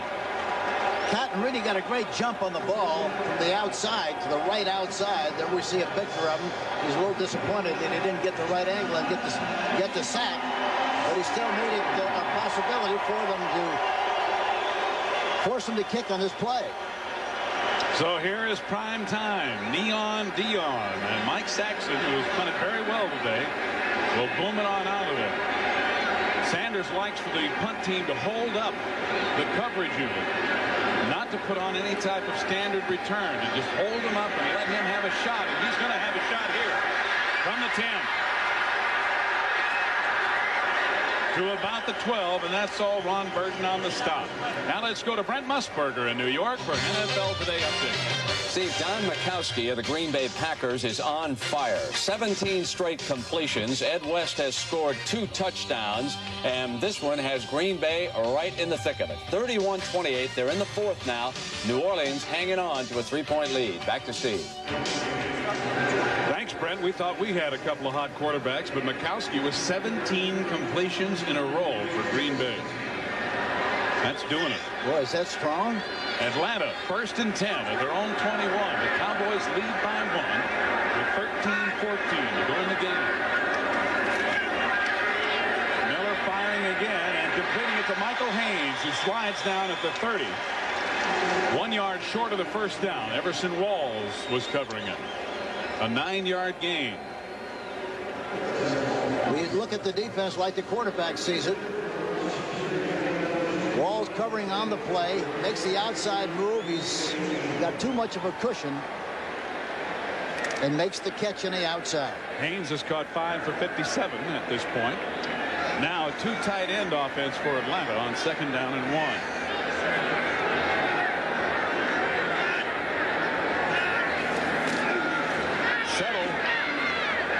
Still fighting. Tremendous second effort as Settle gets about 6 yards, crossing the 35. So it's 1st down Falcons, and they're moving the ball better on the ground.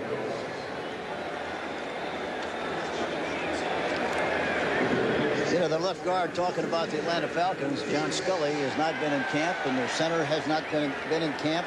Radloff, and so they're suffering a little bit up front. They think the young guys that they have playing are going to be good players, but right now they're a little concerned. Jamie Dukes, who's playing center, is ordinarily a guard. Tackles are playing guards, guards are playing center, centers are playing guards. Batted down by Too Tall Jones. Big Ed got a big paw up there. Fired it right into the ground. One of the things that the Dallas coaches told us they wanted to do, Hank, was get Too Tall in Miller's face and get him up there with those big hands. It's worked twice today. Well, he's got that big spread, and of course, you know, they're 2 guys are blocking him, but they're blocking him high, and as a result, he gets the hand, you know, gets the hand up in the air. If you block him low, the hands have to come down, and he can't do that. When you're 6'9", it seems like every block would be low. You would think so. Miller with time again. Overthrows Michael Haynes. Haynes was open between Bates and Robert Williams, but the ball was overthrown, and that's one of the very few poor throws or miscues that Miller's had today. He was lucky. He felt the pressure. As I mentioned earlier, the great quarterbacks have a great feel for pressure. It was pressure on his right side. He could feel him coming. He got rid of the ball just in time, or else he'd have been sacked. Miller now 17 of 25 for 205 yards.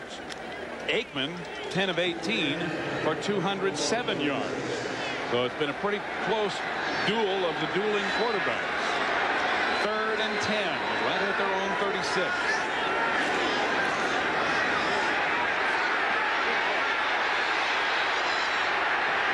Complete.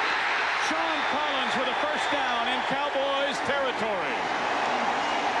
Ray Horton, the free safety, made the stop. A 22-yard gain.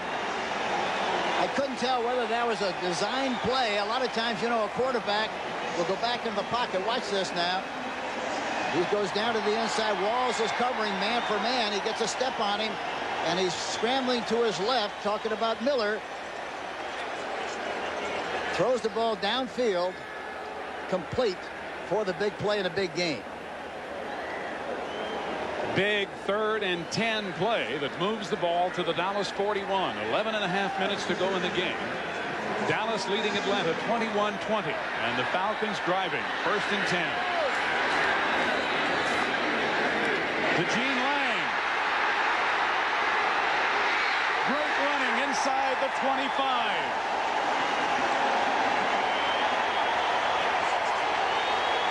You call that a check pattern, Steve. He stays in the backfield like he's going to pass block. Waits for the linebackers. No, that really turned out to be a option play where he could go inside or outside on the linebacker, and he decided to go inside, made a great move, and picked up a first down on the play. Fine running. Terrific running. Gene Lang with a 16-yard gain. Atlanta has reeled off 6 plays on this drive, moving it down just inside the Dallas 25.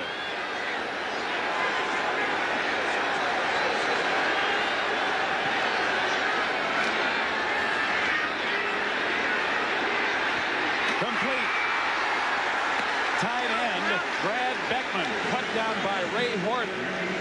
But a good first down gain inside the 20. And the thing that he's doing well now, too, Steve, he's moving the pocket some, getting out of the pocket so that they can't tee off on him.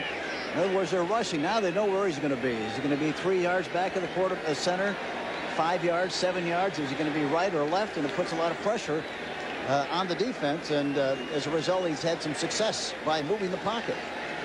Bill Fralick was out there in front of him, convoying him to the left.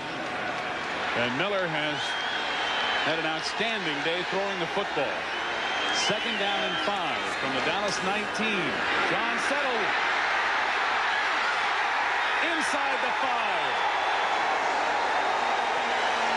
5. Robert Williams dragged him down after Bill Bates made the initial hit. Somebody got a great block on the defensive end or linebacker that made it possible for Settle to break out to the outside. It's a gain of 15 yards. First and goal at the 4-yard line. And they are loving it here in Atlanta. I think it was Mike Ken, number 78, making the block on the contained man and permitting Settle to jump way out to the outside for the big play. Pressure, and they got him. Ken Norton on the blitz. Jumped right over and sacks Miller.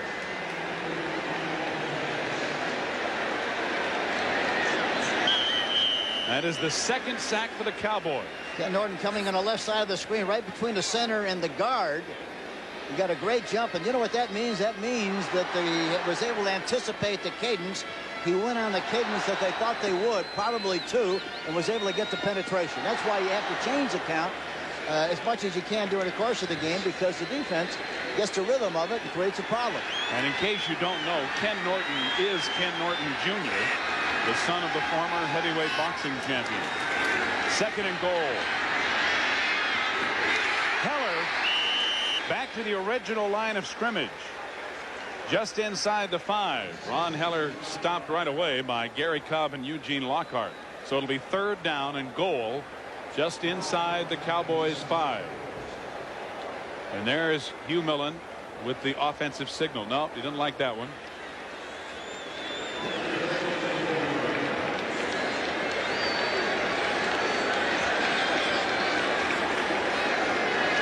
.745. Now the Cowboys counter with their defensive signals. Eugene Lockhart, the defensive captain for the Cowboys. And that was Dick Nolan calling the defense for the secondary. Pitch to Settle. Turns it up. Touchdown.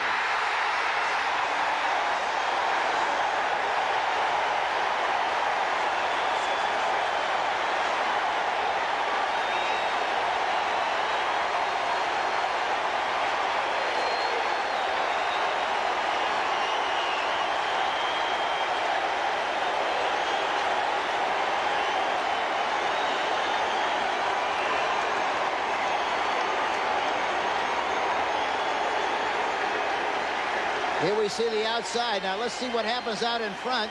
Oh, some good blocks out in front. One, and you couldn't tell where the linebacker or who it was overran the play. Horton, it looked like Horton overran the play, cut in behind him, and went in for the touchdown. McFadden for the extra point. It is good. The Falcons have scored 17 unanswered points, and they now lead 27-21.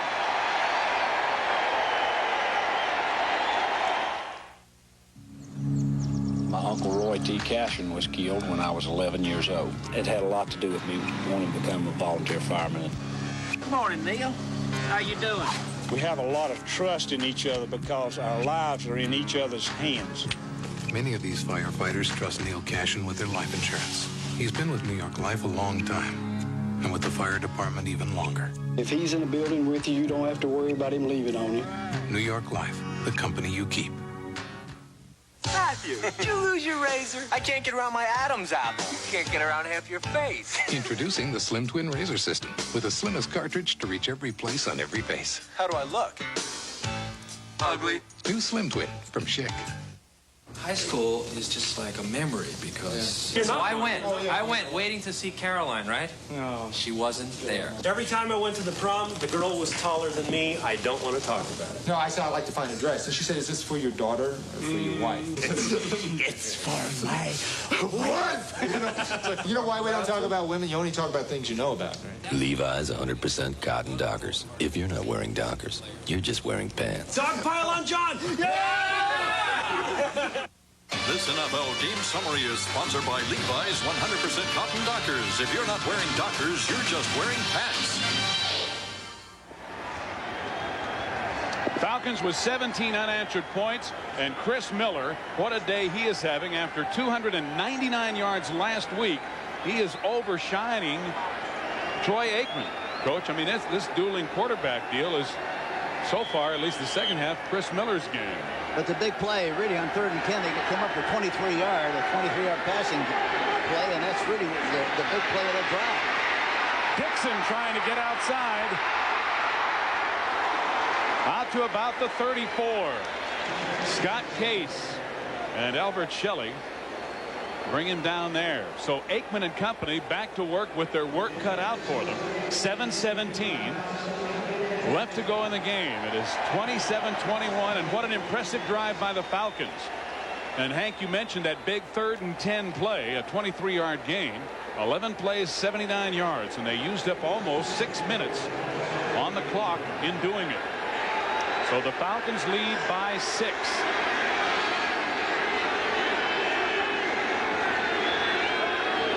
Walker gaining 3 or 4 is all. Michael Reed and Rick Bryan bring him down. It's amazing over the years when you think of the fact, Hank, that Walker had 1,500 yards last year. Defenses are always geared to stop this guy, and today he's already got 86 yards. Well, he's got a mentality where he never, he just doesn't think anybody can stop him, which is great. Which is what all great backs have. That's right. They think somehow, some way, regardless of what they're doing, they're going to make something happen and make yardage on the play. Second down, fake to Walker. Aikman over the middle, completing to Walker, and Herschel has the first down as he gets it out to about the 46. Jesse Tuggle and Mike Gann on the tackle.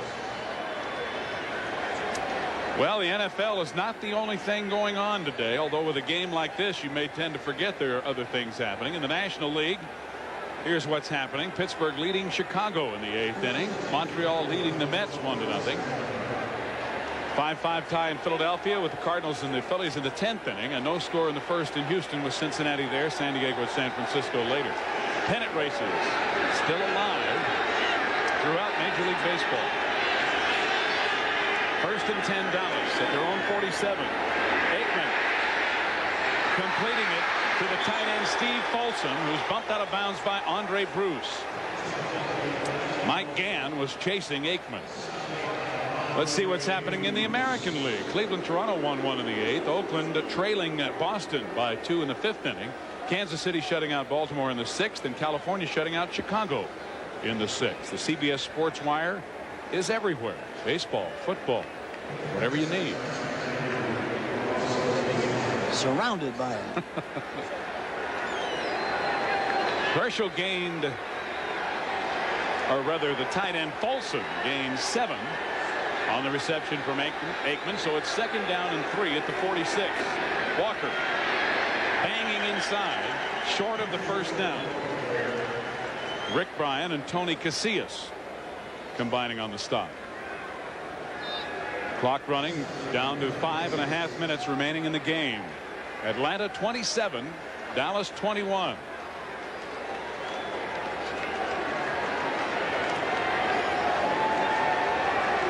You know, the Falcons in the past years have always been basically a three-man front. Now they're overshifting, undershifting, doing a lot of things that they never had done before, and they're creating a lot more problems for people. It has not been that easy, although Herschel may get 100 yards today. They have not been easy yards, and he has the ball again. And he stopped on 3rd down and 1. Jesse Tuggle right in the middle, and Mike Gann there as well. You're talking about bodies flying around. Tuggle really came through there. Number 58. Jesse the Hammer. They put the hammer on him here. Watch here. Now watch him come into the picture. Right there. Kind of slid off the tackle, but he made good contact initially. Number 58, Jesse Tuggle. Cowboys are going for it on 4th down and 1. The ball at the Atlanta 44.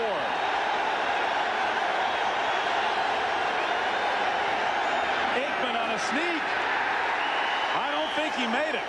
It's very, very close.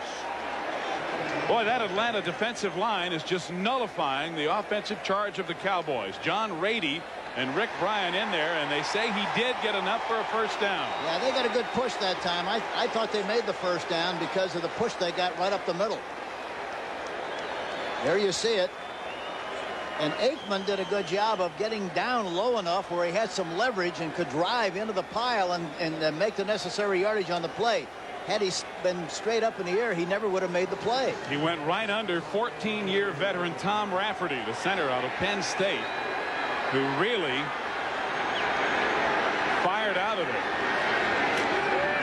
Walker tripped up as he crosses the line of scrimmage. Gains a yard or so is all. It looks like some kind of a misdirection play would be very good, Steve. The Falcons are really chasing, especially if you fake the ball to Herschel and give the ball to somebody else coming back around the outside. It could be a very big play.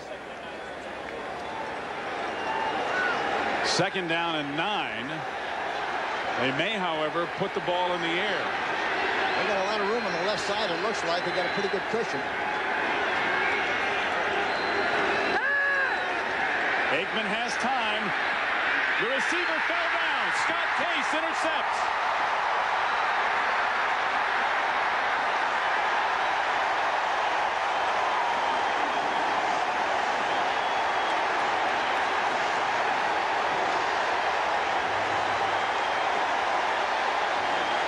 Second turnover for the Cowboys, and the receiver fell down. Look at all the room he's got. Now watch, he makes the cut, and he slips and falls.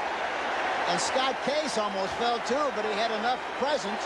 The ball was thrown right to him perfectly, makes the interception, and brings it back in a big play for the Atlanta Falcons.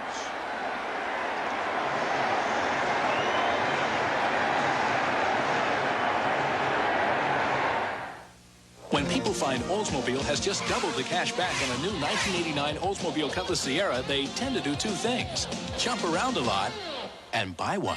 This is not your father's Oldsmobile. This is a new generation.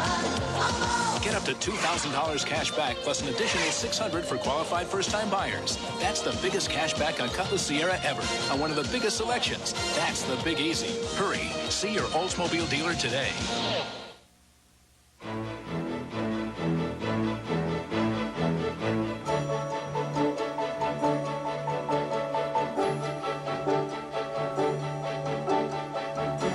Over the years, much has changed about the game. Today, the best in the business fly. And the airline that takes over 300 college and pro teams to their chosen field is United. Come fly the friendly skies. Once upon a time, there was a guy named Goldilocks who was thirsting for refreshment. But this one, and this one. So then he moved to Diet Coke, and it was just right. The real cola taste you can drink more of because it's just 1 calorie. Hey, somebody's been drinking our Diet Coke. Yeah. And there he is. Hey, it's the Three Bears. What's up? Yeah. Just for the taste of it. Diet Coke. The Big Ten power of Michigan Michigan State tries to topple Lou Holtz and the defending national champion Irish of Notre Dame next Saturday on CBS Sports. Scott Case with the interception, returned at 13 yards, and the story of the game evident in the score by quarters in the second half. 17 unanswered points by Atlanta, and with 2:59 to play, they have it 1st and 10 at their own 34. Settle, pounding straight ahead, and you can look for Atlanta to keep the ball on the ground a lot now, Hank, in spite of the fact that Chris Miller has had a great day throwing. Well, they're going to try to take as much time off the clock as they possibly can and try to move the football. They got a good push that time on the first and 10 situation, and that's exactly what they want. Picked up good yardage, 4 yards on the first down, so it's 2nd down and 6, and the clock continues to run now with 2.5 minutes left to play.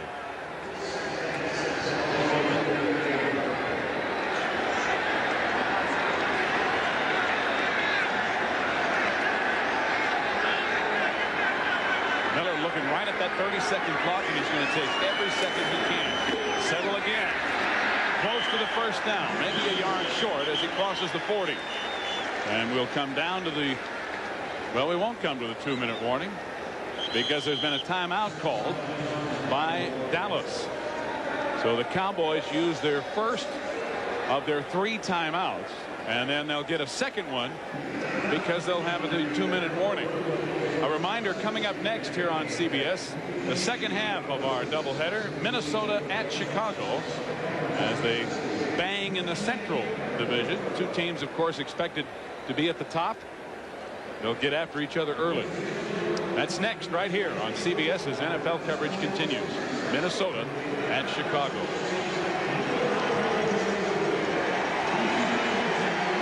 Here's a guy that is alone with his thoughts for the moment, Hank. He's had a good day.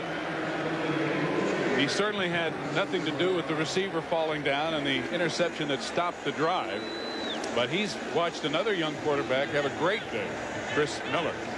Well, they're both the same kind of people, really. They're both classy guys that got great ability, great talent. Believe in that talent tremendously. Have give the team they represent great direction. So they're very similar. Miller 11 for 15 in the second half alone. 2:07 to go. The clock starts as Settle bangs for the first down. He has it. And the clock will stop for the 2-minute warning. 2 minutes left. Atlanta with the ball and a 6-point lead. We'll be back in a minute.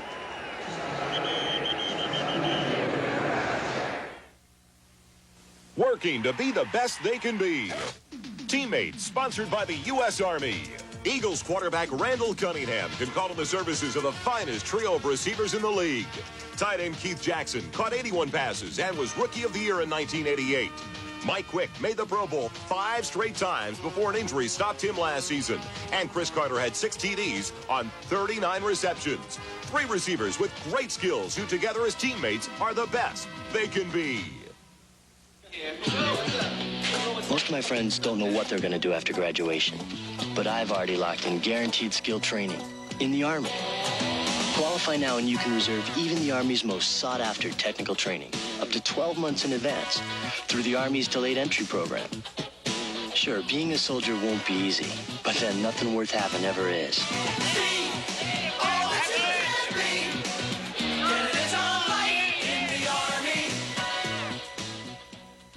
Get ready for CBS Premiere Sunday.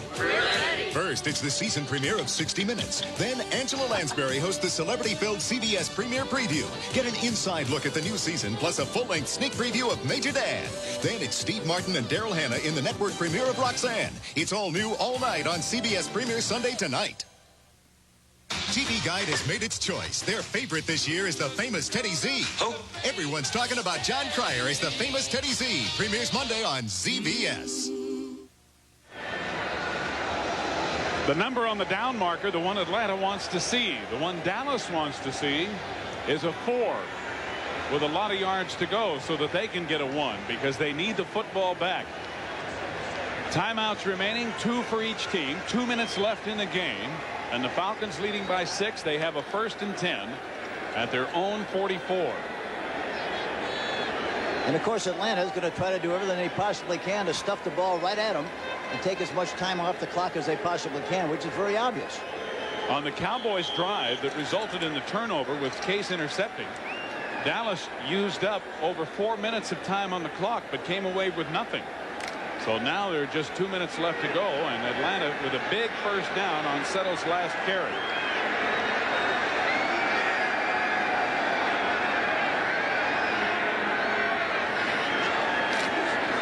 Settle getting outside Jeffcoat and run out of bounds. Nope, he was down inbounds, and the clock will continue to run. Eugene Lockhart on the tackle, and now Dallas calls timeout, stopping the clock with 1:48 left to go in the game. Atlanta trying to hold on. We'll be right back. We've been called the turnaround company of the century. We've come from a little fledgling New England company to national recognition with money in the bank on the verge of explosion. Peter Lyons gives very good business advice as a volunteer for the Boston Ballet over the last 5 years and as an agent for New York Life over the last 32 years. Well, it means that we can envision our dreams by having Peter around. New York Life, the company you keep. This way, Mr. Starr. Oh, thank you. Life with me dad's a real scream.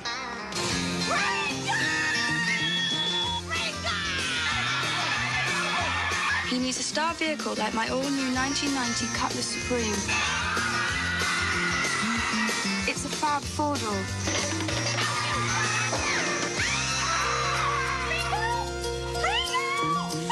With a hot engine that really screams.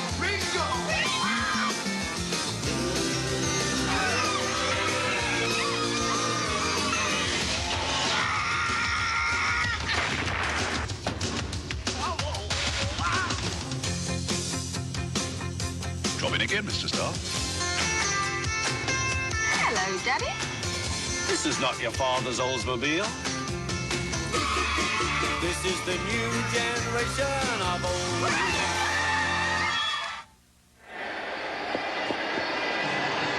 Chris Miller and the Atlanta Falcons in control at this point with 1:48 left to go, and Jimmie Johnson, who's had a better week than last week, wants to get that ball back any way he can.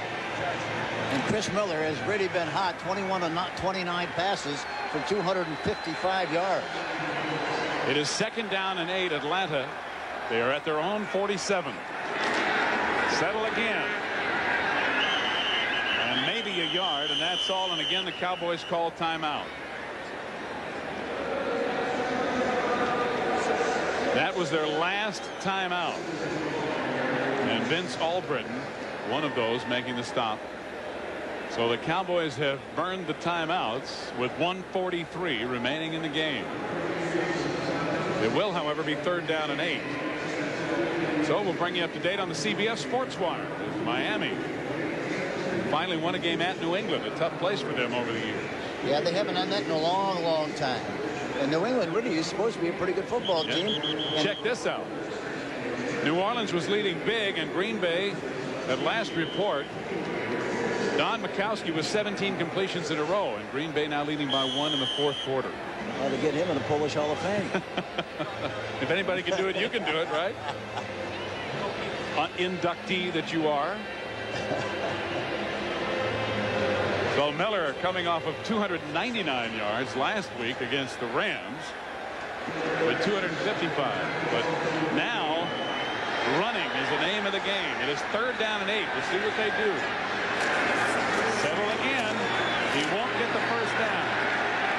Cowboys trying to strip the ball. Dallas cannot stop the clock as it runs now down to 1.5 minutes. And it'll be 4th down and about 7. So the punting unit is coming out for Atlanta.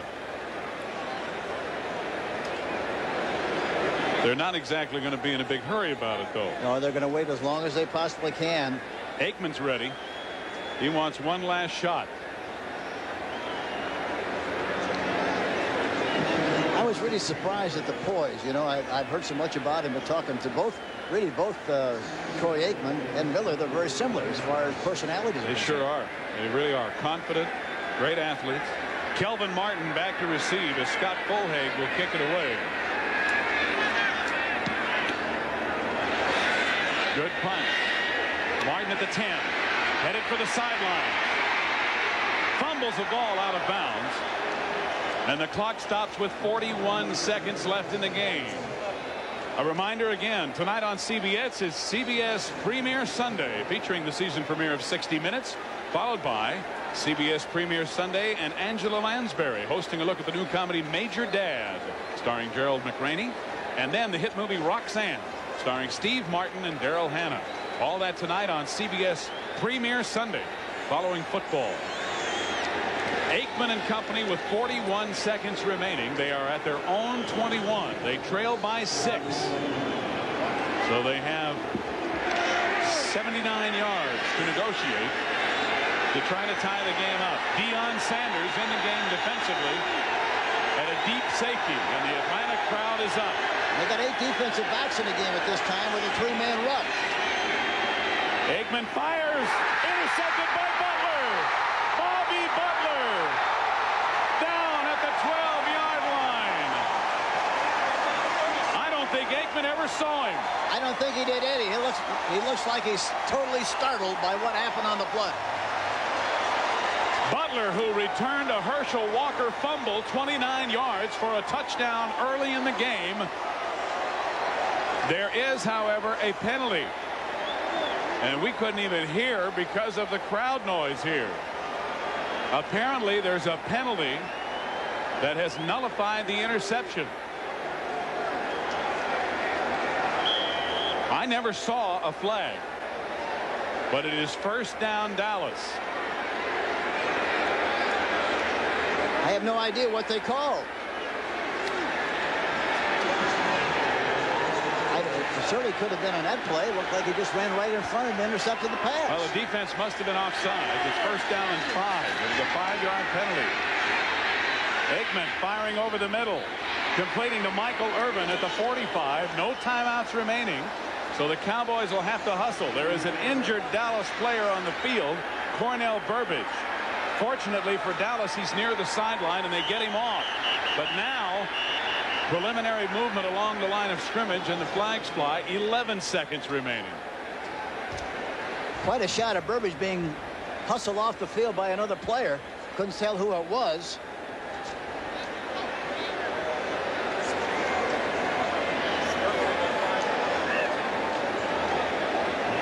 I think Jimmie Johnson wants him to go as far as he can go. Just air it out. Just pump it up, get it up in the air. Anything can happen. He's saying, go ahead, throw it down the field, down the field.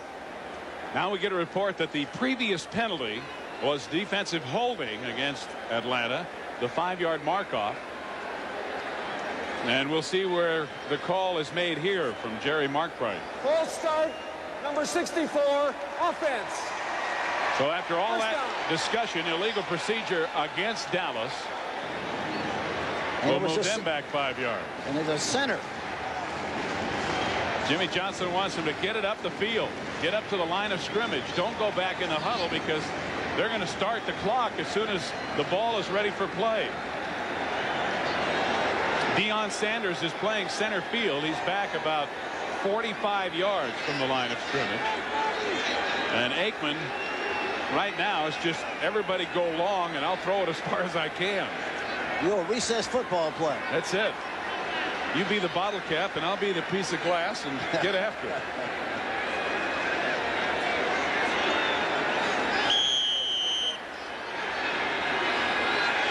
Seconds remaining.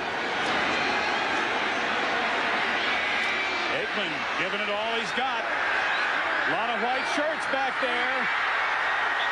Intercepted by Atlanta at the 2-yard line. 1 second left on the clock, and the Falcons have gotten a measure of revenge. It was in 1980. Deon Sanders comes up with the ball.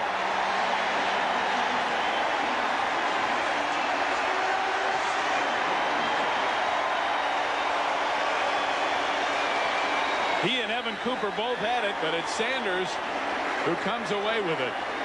And the last time these two teams played, In 1980, here in Atlanta, the Dallas Cowboys scored late in a playoff game to beat the Falcons.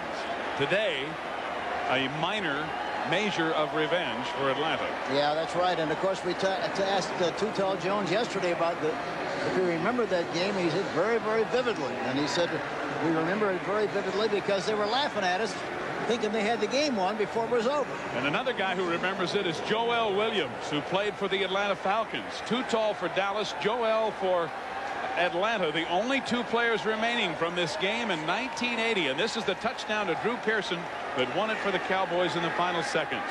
Chris Miller will run out the clock, and the Atlanta Falcons have come from behind with 17 second-half points to beat the Dallas Cowboys 27-21.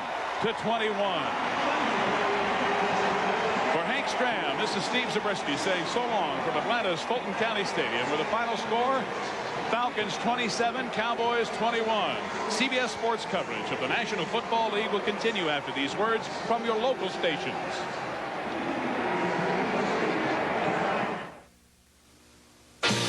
In 13 cities and 10 countries across the Pacific, they're playing our song.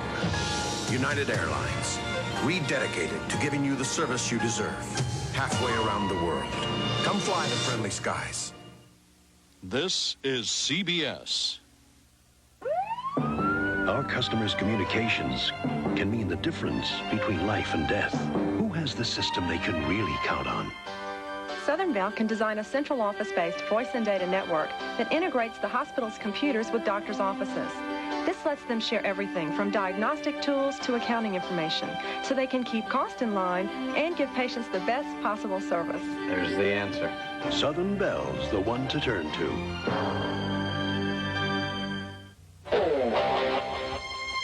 There's something over there. You can't get anywhere. Where the best food in town meets the best price around. It's easy to tell. This is a new Taco Bell. Now our prices are hard to beat, like 59 cents each for tacos, burritos, tostadas. So cross the border to Taco Bell, where the best food meets an even better price. Make a ride for the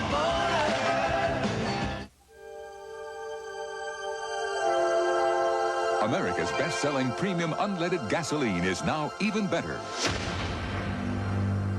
With double the detergency to open clogged fuel injectors and keep them open for faster starts, better drivability. New improved SU2000. It exceeds the highest industry standard for intake valve cleanliness, and it's only from Shell. Experience the difference. Holy cow! I'm not Kuppenheimer, but his quality leaves even me a little speechless. I'm not Kuppenheimer, but when it comes to shirts, ties, and accessories, this is a major league place. I'm not Kuppenheimer, but when it comes to making me look good, no one manages it better. Well, I am Kuppenheimer, and when it comes to great suits at great prices, I'm the best game in town. Kuppenheimer, America's #1 value clothier for men. Your Metro Atlanta Ford dealers are taking the competition by storm with clearance deals on the #1 selling cars and trucks in America. Hurry, save cold, hard cash on a new Ford with low 2.9 financing or up to $1,250 cash back. Cool off with free factory air. Save over $3,400 on selected Ford trucks. Ford clearance deals are blowing the competition off the road with low 2.9 financing or cash back. Buy now and save at your Metro Atlanta Ford dealer. Your child's safety is everyone's concern. Celebrate school bus safety this week and throughout the year.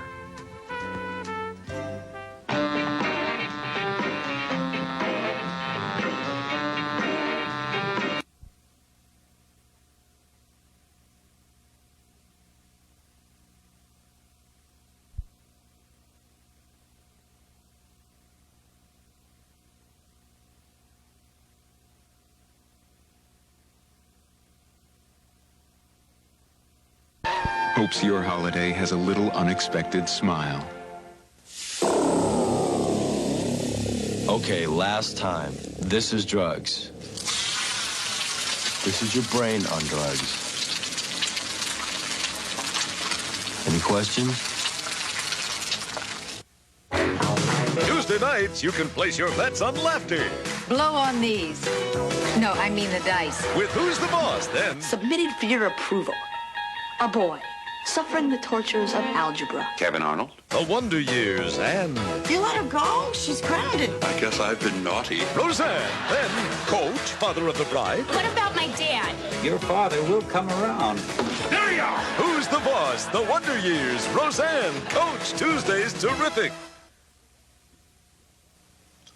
Winnie, you mean to tell me Dad fired you, and you're standing here calmly serving breakfast? Hey, I'm still the housekeeper. I have a job to do, and I'm not going to let personal feelings get in the way. Good morning. What do you want?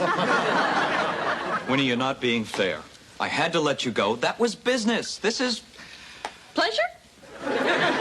Winnie, you're overreacting just because you failed at one thing. Oh, I failed? You failed horribly, miserably, pathetically. But that's behind us now.